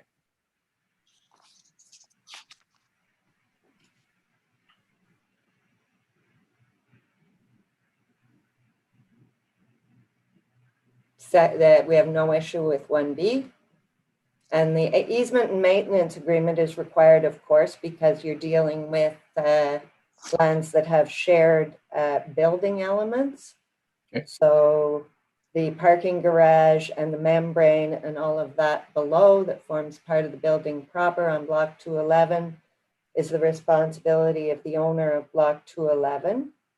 And the responsibility for the surface of the road and the parkland to the north is the responsibility of Windmill, Dream Zibby, and in future Zibby Village Condo. And so it's proper that they have a joint use agreement as between the two of them, just as the condo just recently declared on the west side of the island has a joint use agreement with respect to an adjacent parking garage that it cuts through to get to its property. So we have integration in this development, not only between the various development blocks and their relationship to the shared property, but also between two adjacent blocks or between a private block and the public block, to the extent they share individual aspects between them. As far as you're concerned, this proposed condition is as complete as it needs to be. Yes, I'm totally satisfied with it, and it's consistent with what the city has expected of us. Okay, Ms. McLean? So just to clarify, there is a joint use and maintenance or an easement and maintenance agreement as a condition. Is that right, Ms. Bellinger? That's correct. And it's, as I say, one layer. So we have a master JUMA, master joint use and maintenance agreement, dealing with the easements that the blocks have over the Zibi Village condo lands. We have individual JUMAs between various blocks, or will have, where two blocks may share facilities. And we will have, in this case, one of those JUMAs between the common property and this individual block to deal with shop property they share between them. So there's the JUMA condition, there's the consolidation condition, and then planning had asked for a condition regarding limited distancing. Yes. 3 conditions. Yes. Okay. Thank you, Mr. Chair. Anything further, Ms. Bellinger? No, I have nothing further to add unless anyone has further questions. You're going to be back before us again with the same thing? No, I hope not. In fact, I just need a confirmation on that. yes, no. Twice is enough, right? Twice is enough, and it's one of the reasons that we are advancing the Zibi Village condo, but I honestly would like to see a few more individual site plans before that gets to registration. We're going to start the process. But, and once that's done, that'll be our method going forward should we need to tweak anything. I just need to make sure before we get to that, that we have at least, say, 35% of the island site plan approved on the individual site plans, so we're not piecemealing. Yeah, I'm very familiar with the island. I worked for the Eddy Company for almost. Oh, my great-great-grandfather worked for E.B. Eddy, and we were named Boulanger at the time, and it was unpopular to be francophone at E.B. Eddy in the 1800s, so that's how I got my name Bellinger. Yeah, things didn't change much. But that's another story. Anyway, okay, so we've gone over the conditions, we've gone over the limited distance separation analysis. You're aware of Hydro Ottawa's comments, private approach requirements you're familiar with, no doubt.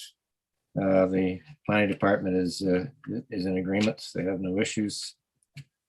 All in favor of accepting this application as presented? I just wonder if we could reserve on this, Mr. Chair, please. Yep. All right. Certainly will reserve. All right, Ms. Bellinger, we shall reserve, and you'll get your notice within 10 days.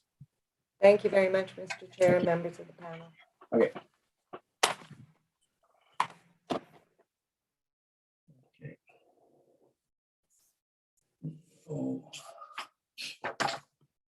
Next application on the agenda are items 5 and 6. 296 Atlantis Avenue. It's a consent to subdivide property into 2 separate parcels of land, existing dwelling and detached garage to be demolished. Construct a new 2-story semi-detached dwelling with 1 dwelling in each of the new lots. And then there are minor variances for lot widths and lot areas. And the all right, is the agent for the applicant there.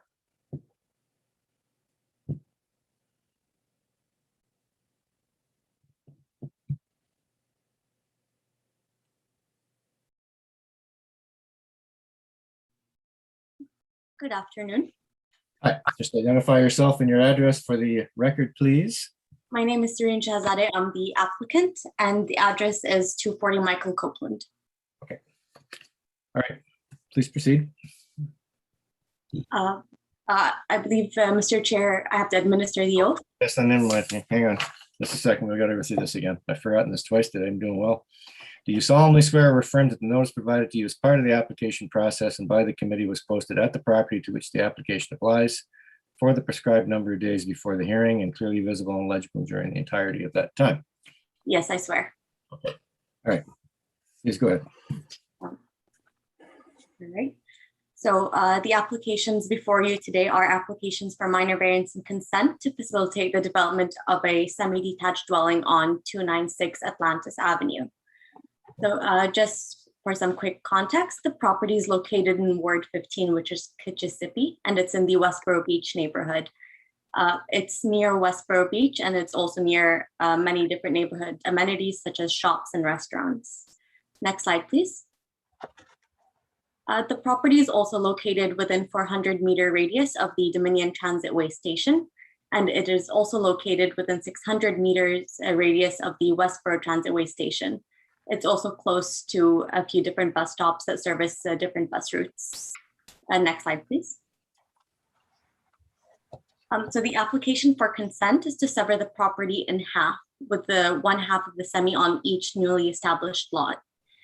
Both proposed lots have a frontage of 7.62 meters on Atlantis Avenue and an area of about 232 square meters.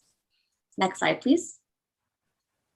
So this is the proposed development on the lot, which is a semi-detached dwelling. The proposed development meets performance standards for setbacks, so front, rear, interior yard setbacks, and it also meets the zoning bylaw provisions for heights under the R3E zone. The variances being sought today are for lot width. The requirement under the R3E zone for a semi-detached dwelling is a lot width of 9 meters. What is being proposed is 7.62 meters. And we are also seeking a variance for lot area. Under the R3E zone, the lot area requirement for a semi-detached dwelling is 270 square meters, and we are providing just over 232 square meters. So going into the 4 tests, the first test is with regard to the official plan. So this property is designated general urban area under the official plan, which encourages infill intensification in the urban area, which is consistent with the existing character of the area. So the minor variances maintain the general intent and purpose of the official plan. The second test is with regards to the zoning bylaw. So the property is zoned R3E, and a semi-detached dwelling is a permitted use under this zone. Again, the proposed development meets all of the performance standards for setbacks and building height. A smaller lot width and a smaller lot area will have no impact on the streetscape or on the functionality of the site. So the minor variances meet the general intent and purpose of the zoning bylaw. Next slide, please. Third test is with regards to desirability. The requested variances for lot width and lot area are compatible and consistent with the lot fabric of the neighborhood. Since, as you can see in this image, many lots in the surrounding area have been subdivided and are similar in lot width and lot area to what is being proposed with this application. This lot is also close to transit and many different neighborhood amenities. So based on this, the minor variances are considered desirable for the use of the land. Lastly, the last test is if the minor variances are minor. So the proposed development meets all the setback requirements and it meets the building height requirements, reducing a lot width by about 1.38 meters and reducing the lot area by about 38 square meters does not affect the functionality of the site. So the minor variances are considered minor in nature. Next slide, please. This is just a summary of the 4 tests, and thank you. Thank you. Any questions from the members of the committee on this application? I think we'll all understand, or I think we all know that this application is very similar to many others that have happened over the last number of years in Westborough Beach. And the Westborough Beach Community Association has has given their support to this application. I note that there are no concerns registered from immediately adjacent or abutting neighbors. You're aware of the conditions: cash in lieu, existing garage removed, existing dwelling removed, servicing plan, accessory structure removed or relocated, grading and drainage plan, a joint use and maintenance agreement. And the question, of course, I have is whether the committee has is a noise attenuation study or a warning on title that we impose. You have a choice. So, Mr. Chair, Murray Chown is speaking. The condition gives us the choice. We are likely to choose the option of the agreement rather than doing the study. Okay, so we can change that to a warning on title. That would be fine. Okay. And there is a hydro easement requested, which you're no doubt aware of as well. Yes, we're aware of it. Ms. McLean, you said there was another condition we should impose? Thank you, Mr. Chair. I was just suggesting that we impose that standard condition of approval of the minor variances with all levels of appeals exhausted. You don't like the new wording we discussed last week, Ms. McLean? Don't ask me, I wasn't there. I wasn't, yeah, sorry, I'm not sure I understand what the wording was. Save it for another day. Okay, thank you. No doubt. All right, so no questions from the members. All in favor of granting this application as proposed? All right. The application's granted. Good luck with your project. Thank you very much, Chair. Members of the You're committee. welcome. Thank you very much.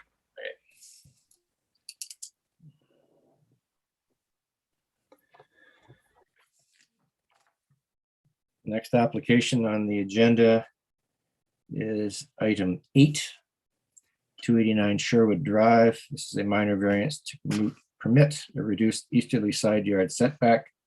Proposed to demolish an existing sunroom located on the east side of the property in order to construct a 2-story addition on the east side and across the entire rear of the existing dwelling. And the agent for this application is Mr. Fiat, I believe. Am I pronouncing your name correctly, sir? You're pronouncing it correctly. Thank you very much, Mr. Chair. My name is Pavel Fiat. Right. We have to, before we begin, we have to read you the oath. Yes. I swear or affirm that the notice provided to you as part of the application process and by the committee was posted at the property to which the application applies for the prescribed number of days before the hearing and clearly visible and legible during the entirety of that time. Yes, I do swear. Okay. You're aware that the planning department has no concerns. Yes. We've also had support from neighboring residents. So if you'd like to make a brief presentation, please, on your application. Yes, of course. So this property, 289 Sherwood Drive, is a corner property located in the Civic Hospital area. It's fronting Sherwood. The building dates to 1940s. It's zoned in the residential R1 QQ zone. It's currently occupied by single family building, detached building. And the current owners, a young couple, are planning to extend the building. Oh, thank you. In the back and on the side. On the side, the building currently has a unheated sunroom, which is in fairly poor condition. And the intent is to remove that room and provide a new side entrance and a porch. In order to proceed with the proposed addition, which is a 2-story addition, my clients are seeking reduce a corner side yard setback of 2.6 meters.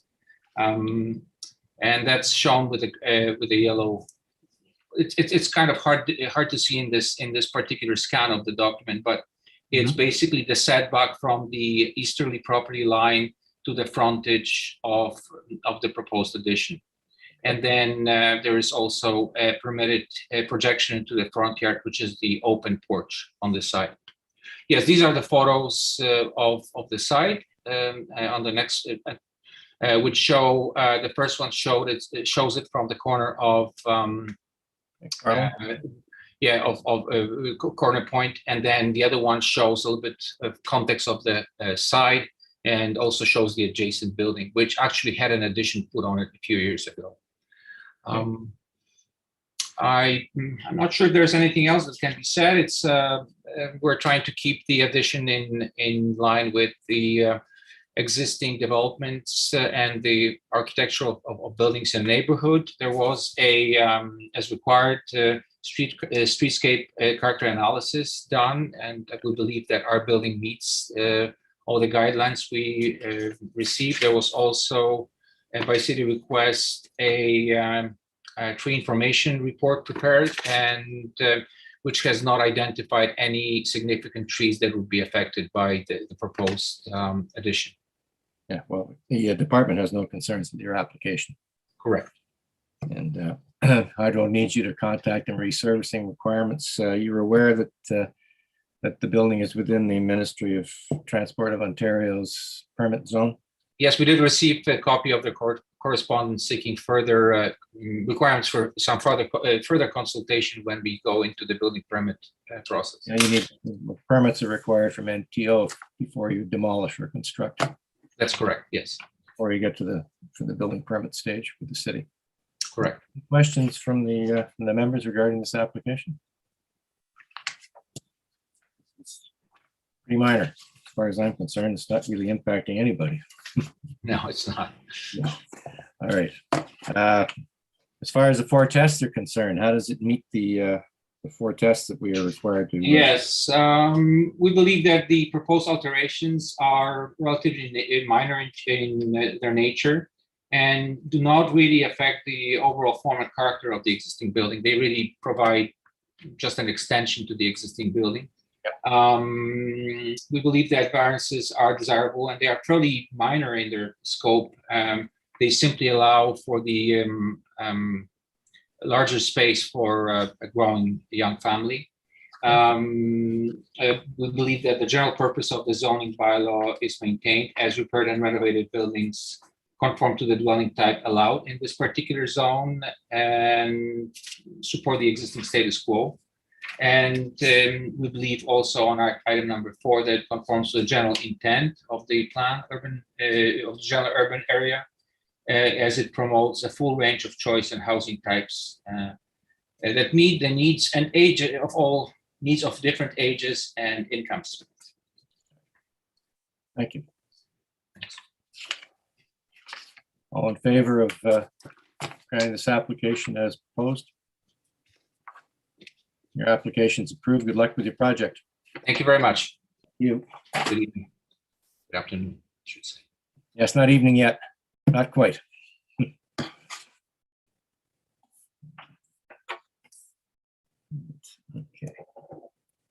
The next item on the agenda is item number 9, 25 Rosslyn Avenue.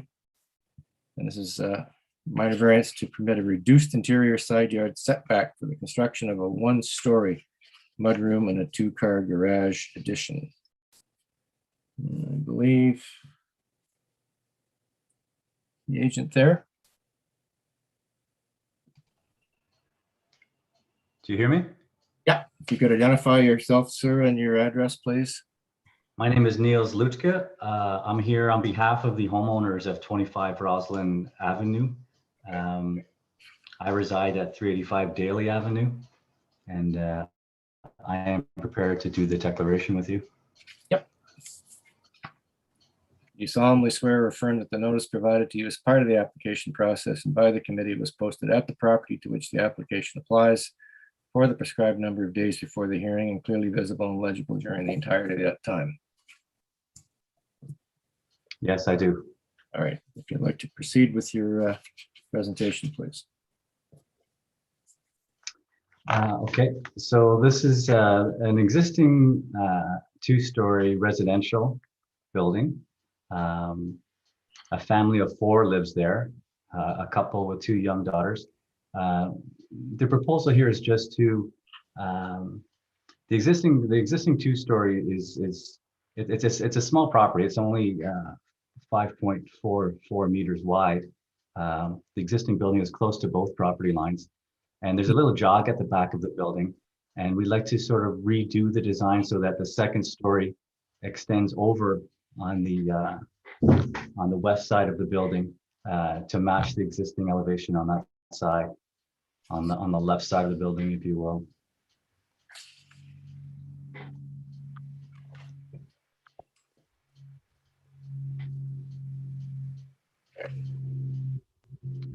Yeah.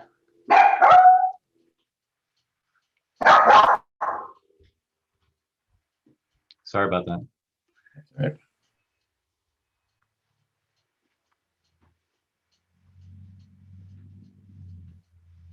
Existing front elevation. So that on the left-hand side of that dwelling, you've got a 0.1 meter setback from the property line? Yeah, the existing building is right there on it, like 0.1. So when the addition if the addition was put on the house, where's your runoff going to go? Since you literally built on the property line. So the runoff for the rain flow, is that what you're asking? Rain and snow and ice. Yeah, so what we're going to do is we're going to design the roof across the entire building so that the rain gutters or the eaves troughs are going to be built sort of on top and inside within the outside walls, so that the rainwater will travel to the front and the back of the building only, and then come down downspouts. That's why we can see in that proposed elevation there is no roof overhang. The eaves trough is going to be built into the surface of the roof line. I think, was it Ms. McLean had a question regarding easements right of ways? No, there are no existing easements. You have a question, Ms. McLean? I think you did. The survey plan showed a right of way on the property to the west or north. I just wondered if the applicant had a right over that right of way. No, I don't believe so, no. And the other question I had was just clarification on the westerly side yard variance. In your letter, you had indicated it was 0.010, but our notice is 0.10, and the site plan shows a 0 setback somewhere on that. So just yeah, so that was recently amended. It is 0.1 meters on the left and 0.37 meters on the right. And again, we're just following the existing outside elevations of the existing footprint. Okay, thank you. Thank you.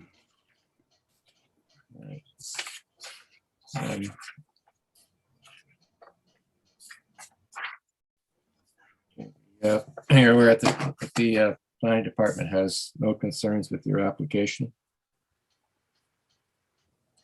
And that Hydro request you to get in touch with them for servicing requirements, which is a standard comment from them.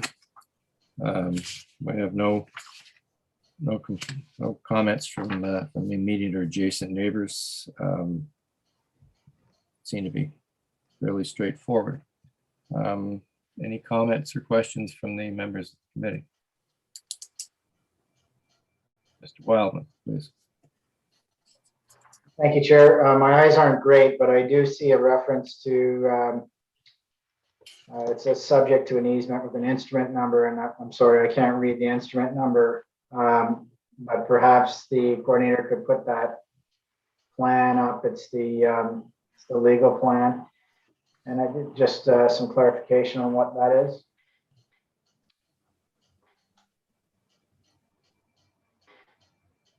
I think he's referring to the legal survey.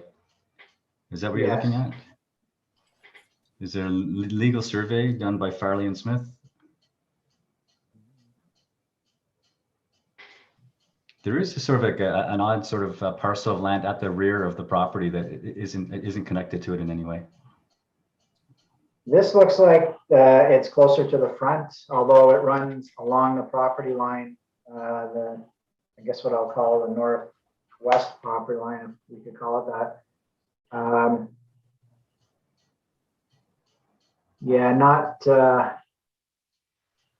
not this plan. No, it's a single plan, like with the lot. It's just got basically the cross hatching for where it appears to be what the building would be located in, and that too is a Farley Smith plan. Yep. There we go. You see the white box where the cross hatching is. And it's really hard to see there. And I don't know if the coordinator can blow it up without losing some of the.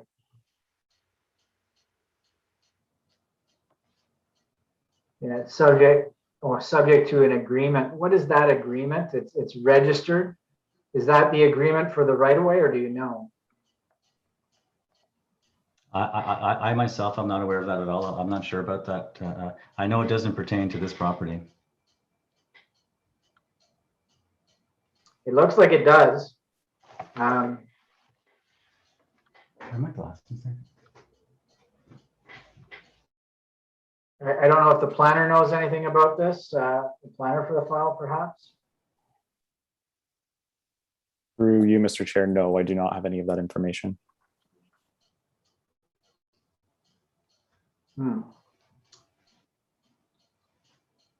Okay. I've had all the rest of my questions answered other than the 4 tests, Mr. Chair. So you're talking about that rectangular box midway? Yeah, subject to an agreement. It appears to, It appears to. I don't know, be very close to the lot line to me. I'm just curious what it is. Like it's and then above it, it says that the eaves are about 1 foot wide. So I don't know whether that agreement has something to do with an encroachment into a right of way, whether the right of way encroaches onto the lot. It's not clear to me.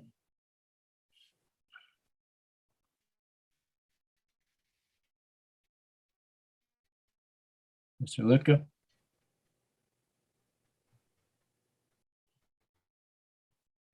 I think it's Mr. Hamilton, Mr. Chair, and he's indicated he doesn't have any information on it.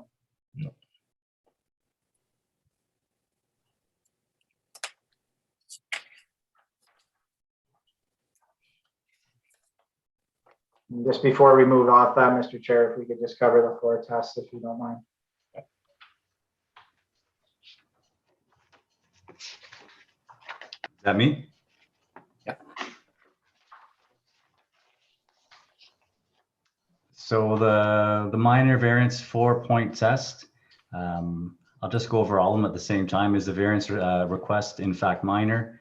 Is the proposal desirable for the development of the property? Does the proposal meet the intent of the zoning bylaw? Does the proposal meet the intent of infill 2?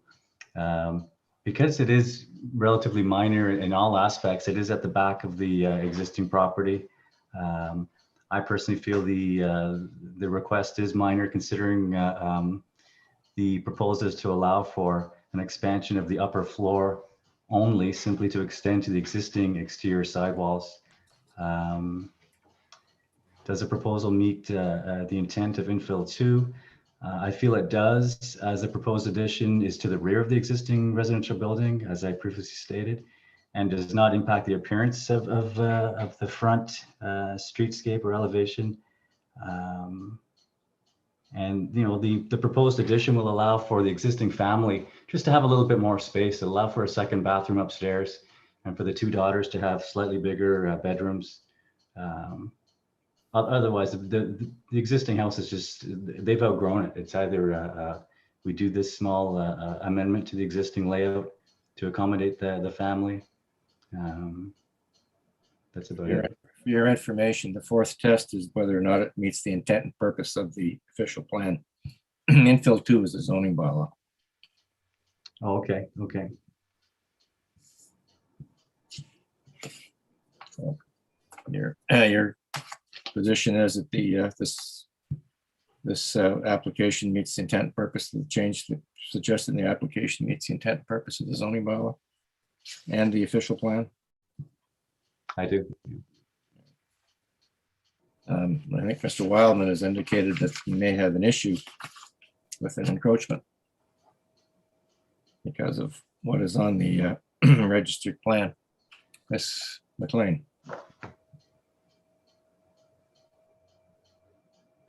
Yeah, I would just draw to the agent's attention that there is a note on the survey plan further down that talks about a registered right-of-way and easement dealing with the subject property. So I think you just need to be aware of that and have a look at that to understand what implications it may have on this proposal going forward. Sure, I'll do that.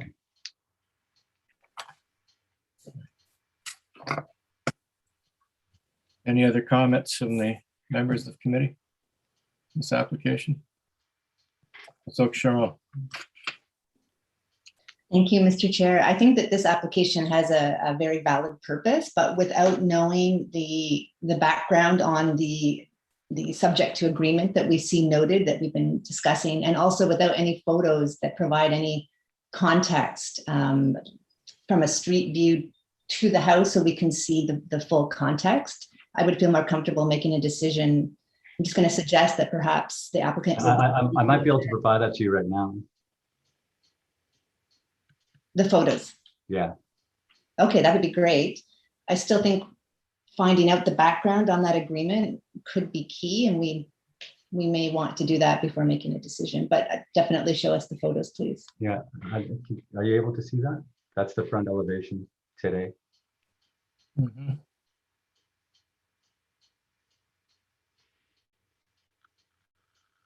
And again, as far as that easement on the right side, we're only continuing with the existing building, and we're actually eliminating the existing roof overhang. The addition is on the opposite side, or sorry, the expansion is on the opposite side. Right. Thank you, Mr. Licker. I think what we'll do is we'll reserve on this decision, and you'll receive our decision in the mail within 10 days. Okay. Thank you very much. Thank you. Okay.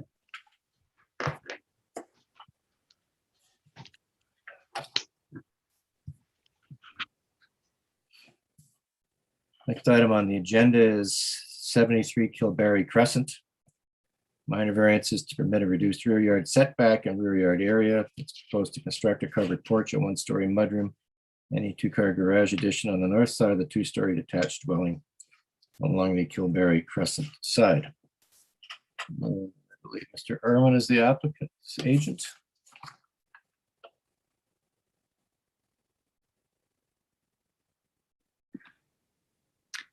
Hello, we're the homeowners, and Mr. Irwin is not able to attend. So Jason Grant, yes, that's me. And Jason Grant, who is in the room here, will be taking Mr. Irving's place. Okay. All right, if you'd like to just give us a very brief discussion or description of your application, please. Can we get the oath sworn, Mr. Chair? Oh, yes. I keep forgetting this. Do you solemnly swear or affirm that the notice provided to you as part of the application process and by the committee was posted at the property to which the application applies for the prescribed number of days before the hearing and clearly visible and legible during the entirety of that time? Yes, we do. Yes, we do. Okay. Please proceed. Good afternoon, members, and thank you for hearing our minor variance application. Yeah. I'm just hoping could pull up our drawings on file. Thank you. And if you could scroll to the next image, please. Great. Thank you. So as outlined in our application, we are asking for a reduced rear yard setback to 5.47%, whereas the bylaw requires a rear yard setback of 25% of the lot depth. And the second minor variance request is to reduce the rear yard area 5.51%, whereas the bylaw requires 25% of the lot area. That's a new variance, correct? That's correct. Yep. It was not before us on the 3rd of March. That's correct. I believe it was corrected. It was postponed and then corrected, right? So I'd like to start by letting the committee know that the owners have spoken to a number of the neighbors and have received several letters of support, which should be on file, as well as consulting with the planning department, Lucy Ramirez, to create a design proposal that's in keeping with the massing and character of the homes in the neighborhood. So I'll present through the 4 tests, starting with, is the proposal minor in nature? The owners at 73 Kilberry are requesting to rebuild the existing garage and link it to the existing home to accommodate a mudroom that will support their active lifestyle, 2 children, strollers, bikes, and the like.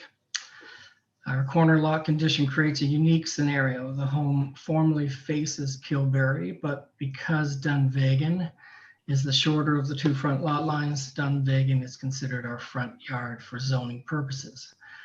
This creates what appears to be a dramatic reduction in the rear yard from 25 to 5.47%, and the same for the rear yard area.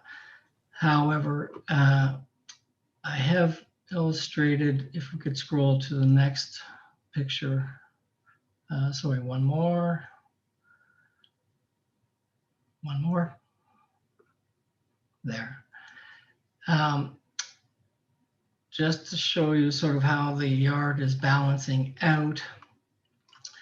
The first shows the, or if you would actually sort of go to one more slide. There we go. Okay. So the slide is showing the proposed garage with the mudroom addition, highlighting this sort of interior yard that is framed by the back of the garage and the house. And this really serves as a big part of their rear yard, even though that thin strip down the right side is really formally what is considered rear yard because of the orientation of the house and the corner lot. And if we look at that as sort of a comparison with the previous slide, we're really only talking about a reduction of about 9% of what would be rear yard area. And of course, there is all the remaining side yard and front yard, which currently serves as soccer field and play area for the children as well. The owners have had several discussions with Lucy Ramirez in the planning department, and particularly about the site plan and the proximity of the garage to the front facade of the house. To address the planner's concerns regarding the prominence of the garage relative to the home, the owners have added a front porch that spans the full width of the front facade and incorporates an arched dome, sort of dormer, to announce the front door and entry area of the house. If we could scroll back, I think 2 slides, you'll see the front elevation. Sorry, one more.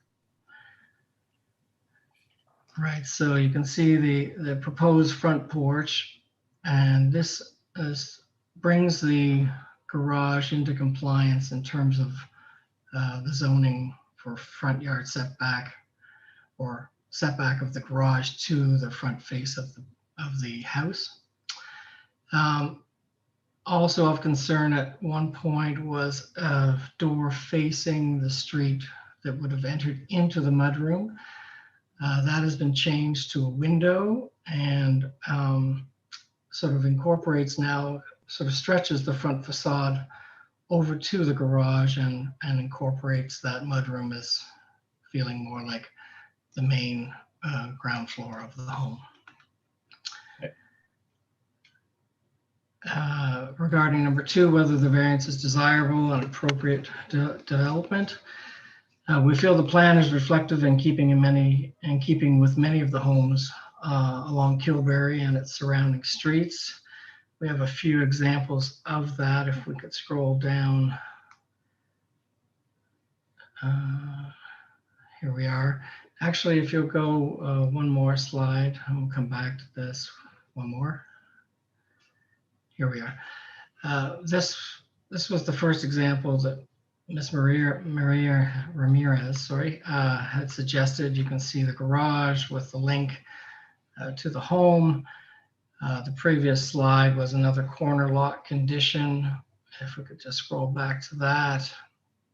That is just around the corner. Sorry, one more back. This is obviously mirrored condition, corner yard, garage, link to the house. And there are several more examples of this in the neighborhood. So we feel that our proposal is very in keeping with that character, but also that the longer porch actually helps to sort of draw the whole home together in a way that the shorter porticos perhaps only accentuate the front door rather than incorporating the whole home and creating a stronger sense of architectural sort of presence on the street. Third test, whether the proposal meets the general intent of the zoning bylaw. We feel we're in keeping with that as well, of the R1 zone. We're maintaining a single family home. We're maintaining mature trees and substantial green space around the house and in the yard. That our proposal is not overbuilding the site, but we're also offering an architectural aesthetic and scale that's in keeping with the character of the street and the neighborhood. And lastly, whether the general intent of the official plan is maintained. Again, our project is in keeping with the neighborhood and the development of that neighborhood, as well as the intensification and densification of the older core neighborhoods of the city. Okay. All right. Thank you, Mr. Grant. Mr. Wildman, you had a question? Yes, if the committee coordinator could put the, I think it's probably the first slide that was up, just for 1 second.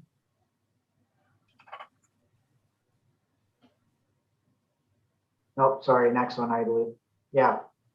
So overhead wire, there's a subject to an easement. I assume that's a hydro line, is it, sir? That's correct. If you want to scroll to the elevation, we show that in elevation there. Yes, I noticed. Yeah. I noticed that, and I gather you've been required to do a sway analysis as well. That's correct. And hydro's comfortable with that? Yes, we have to fully resolve through building permit, the slope and make sure that we completely deal with that sway, but yes.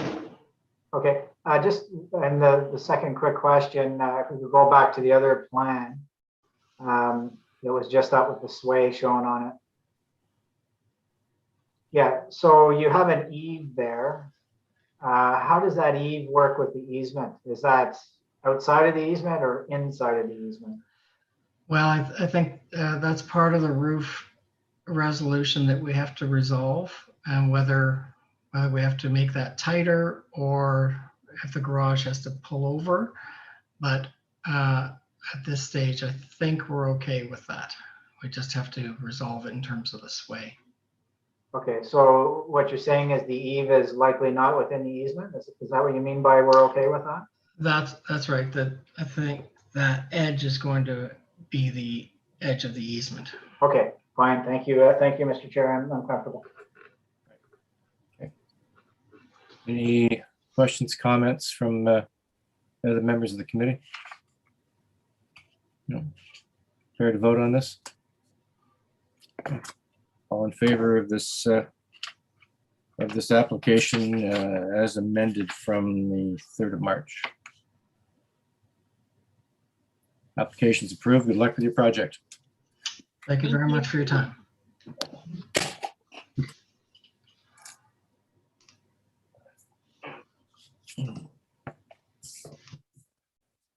And the final application on the agenda today is item number 11. 160, 64, 62, 58, 56, 154 Fifth Avenue, and 246A, 6B Monk Street. And this is consents to subdivide the property into 9 separate parcels of land, proposed to construct 3 detached dwellings and 6 detached 3-unit dwellings. The existing church and assembly hall are to be demolished. And so we have, we're going to be modifying this this request. Only part of this will be dealt with today. The rest will likely be before us at some point in the future. Mr. Gelkatzi, are you there? Yes, I am. All right, if you'd, can we just clarify this as to what we're dealing with today and what we're not dealing with today? Well, I should probably take the oath. Oh, yeah, I've only forgotten this 4 times. Hey, I'm old. Do you solemnly swear or affirm that the notice provided to you as part of the application process and by the committee was posted at the property to which the application applies for the prescribed number of days before the hearing and clearly visible and legible during the entirety of that time? I do affirm. All right, okay. So please proceed. If you can put the presentation up, please, for the single family. So just to touch on the location, the overall location, it's on the corner of Monk and Fifth Avenue. You'll note on the right side is the parcel that we are not dealing with. You'll notice a parcel called proposed R3O zoning. It has been changed to R3P. That was something that we had agreed to do. This is an earlier document from that perspective. You can see that there are 3 single-family homes proposed. The 3 single-family homes will fully comply with all aspects of the zoning bylaw, both in terms of lot width, lot area, building setbacks, and building heights, and also with the streetscape analysis. In this case, if we go to the next slide. In this case, garages are not one of the predominant forms on Fifth Avenue. And in all cases, if there is a garage, the properties are being designed with a laneway to a garage at the rear, which is typical to those neighborhoods. There are some other concepts and options that are being entertained by some of the individual purchasers of the properties, which include car elevators and other things like that. But in all aspects, they will fully comply with the zoning bylaw as an R3P, completely unmodified. Granting this consent meets the 3 tests, the 4 tests, excuse me. Next slide. I think there's a next one. Yeah, so here you're looking at the parts. So we have part 1 and will become 1 lot. Part 2 and 3 will become another lot. And part 4 will become another lot. The church has been demolished under permit, and the trees have been done under their tree permit, as well as there was a tree report that was part and parcel of the process. In terms of number 1, complying with the character and pattern of the neighborhood, single family homes to the west of here is the predominant character, and the pattern of these homes is actually a little bit narrower than these properties. We were at one time looking at 4 at this point, and they would have fully complied as well, but we are doing only 3. In terms of the zoning bylaw, it fully complies with the zoning bylaw, R3P. And in addition to that, in terms of the official plan and the Ontario, it's an intensification that is completely in keeping with the character of the neighborhood.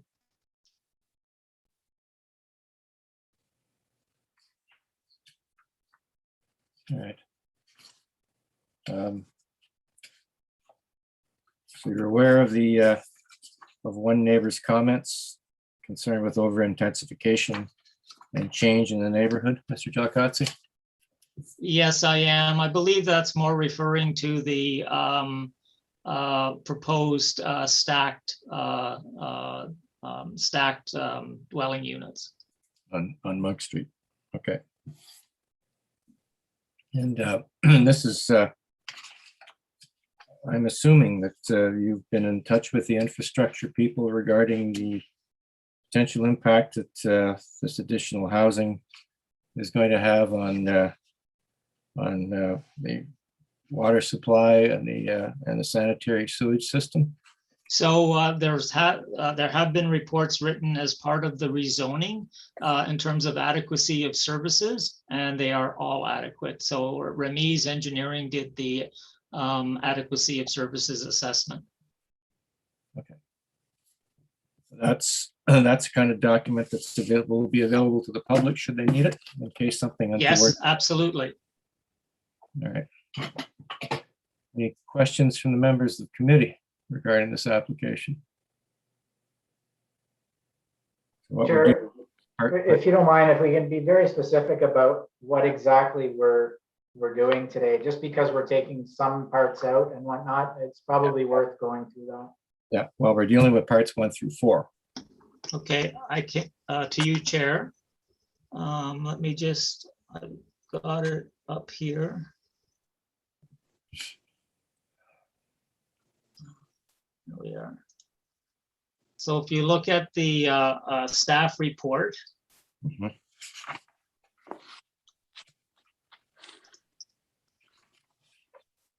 if you look at the staff report at the very beginning, not at the very beginning, where is it here? Oh yeah, at the list, parts 1 to 13. Okay. So the parts that we are dealing with, we're dealing with B00336. Or 5, sorry, I apologize. 336 and 338 only. Yeah. Just Chair, might be worth just getting a comment from staff on this, given their overall comments. Ms. McEula. Yes, Mr. Chair, the applications, the file numbers were stated correctly by Mr. Chris Jacuzzi. Okay. B00335, 336, and 338.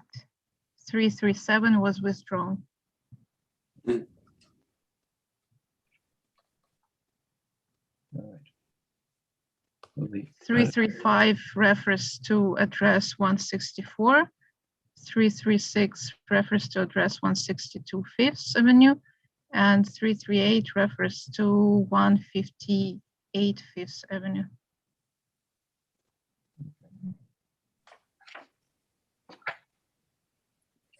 And the other applications, Mr. Gelkatzi, you expect us to adjourn, sine die? Absolutely, yes. So that would be 339, 340, 341, 342, 343, and 344. Correct.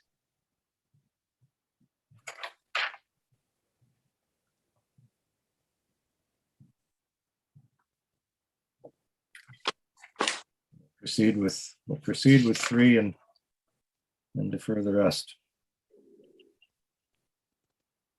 337 is withdrawn. Is that sufficient, Mr. Wildman? As long as we're very clear in our explanation of what we've done here today. Yeah, I do think so. If planning staff have no additional comments, then it's, I guess we're in your hands about whether we wish to discuss this as a reserve item or now. I'd like to reserve on this. A few discussion. Mr. Wilder, please proceed. Ms. Wakula, question I have with regards to your comment then.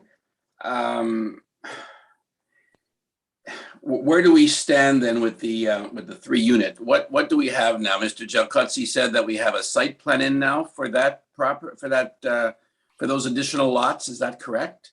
No, site plan control application is for the adjourned applications. Right, for the, well, that's what I mean, sorry, for the applications that have been adjourned, right? Sign it done, right? So there is a site plan in currently for that with the city. What's the status of that site plan application? I don't know exactly, but it's in an active phase. And Right. Yeah. To you, Mr. Chair. We have received the first circulation comments. I have referenced them actually in my detailed discussion that I put together, anticipating hearing this aspect as of the weekend. So most of the site plan comments relate to civil aspects. There are a couple of comments with regards to the urban design comments were very positive. And there were some comments with regards to garbage, which don't apply for a stacked dwelling. But none of this has any bearing on the 3 single-family lots. They are not subject to site plan requirements, any site plan agreement. They're just single-family homes and will be dealt with strictly through the building permit process, including a grading and servicing plan, which will be required for each of the properties. Fine, thank you. No, I just, as my previous comment was at the start of the meeting, I just felt that this should be dealt with as a package, but I guess what you're basically saying in terms of sign and die, notwithstanding when the site plan is approved, whether it's next month or 2 months, whatever, you're looking to hold off on the any additional applications until such time as the official plan is confirmed by council. You're saying, which in your mind will be more in keeping at that time. So you're not looking to do this in the near future? So for you, Mr. Chair, there's 2 things that run into this. Number one, generally when we're building townhouses and that sort of thing, where we're looking at demising walls, it's actually an advantage to have the consent done after the construction. So there is a building permit application currently pending at the city for the stacked dwelling unit building. That's almost been finalized. The site plan will have to be finalized along with that building permit. That the owner of the property, the applicant, intends to build the building as on one lot as he is permitted under the zoning bylaw, and then we will reactivate the consent to sever at the appropriate time. All right, thank you very much. That's all my questions. Any other questions or comments from the members of the committee? Mr. Jelkotsky, you're no doubt aware of the conditions. Parts 1 through 4, cash in lieu of parkland, servicing plan, grading and drainage, and the existing dwelling removed. Correct. And the requirement for private approach permits for the driveways. Correct. Pretty standard stuff. Okay, so what we've done is separated this application into an adjourned element and the smaller element, which we've dealt with today. And that's how our decision will read. Part of this is adjourned and part of it we dealt with. I don't think any of us are terribly comfortable dealing with things on a piecemeal basis. However, we heard comments from the planning department that they're comfortable with this approach. I just hope it doesn't become a standard operating procedure for the development industry in front of committee. To Chair, this is not the way I was hoping to proceed at all, and I don't plan to ensure that this doesn't happen again. When I see this type of thing, I think I'm going to make sure that my applicants make 2 separate applications. Yeah, that would probably be wise. Yes. Yep. All right. With that said, all in favor of the elements of the application that we are proceeding with? And all in favor of the elements, or we're in agreement on adjourning the other elements of the application until a further date as well. All right. Sorry, All Mr. right. Chair, are we voting? I thought we were going to reserve on this. Oh, we can, well, It wasn't my request. Maybe I lost track of the do we need plan. to reserve on this after this discussion? It wasn't my request, so I'm okay to vote, but I thought that's what the plan was. Mr. Wilder? No, I guess we can proceed. That's fine. Yeah. I don't know if the others feel that way, then it's fine. Well, I think we've got it more or less straightened out. Mr. Wildman, you're okay with proceeding? No objections. Ms. McLean, okay? Yes, I'm fine, thanks. All right. All in favor of granting what it is before us and adjourning the rest? All right, Mr. Jelikotsky, good luck with part of your project. Mr. Chair and committee, thank you very, very much for your patience with us on this one. Please don't do this again, and I need that in writing. Okay, well, thank you. All right.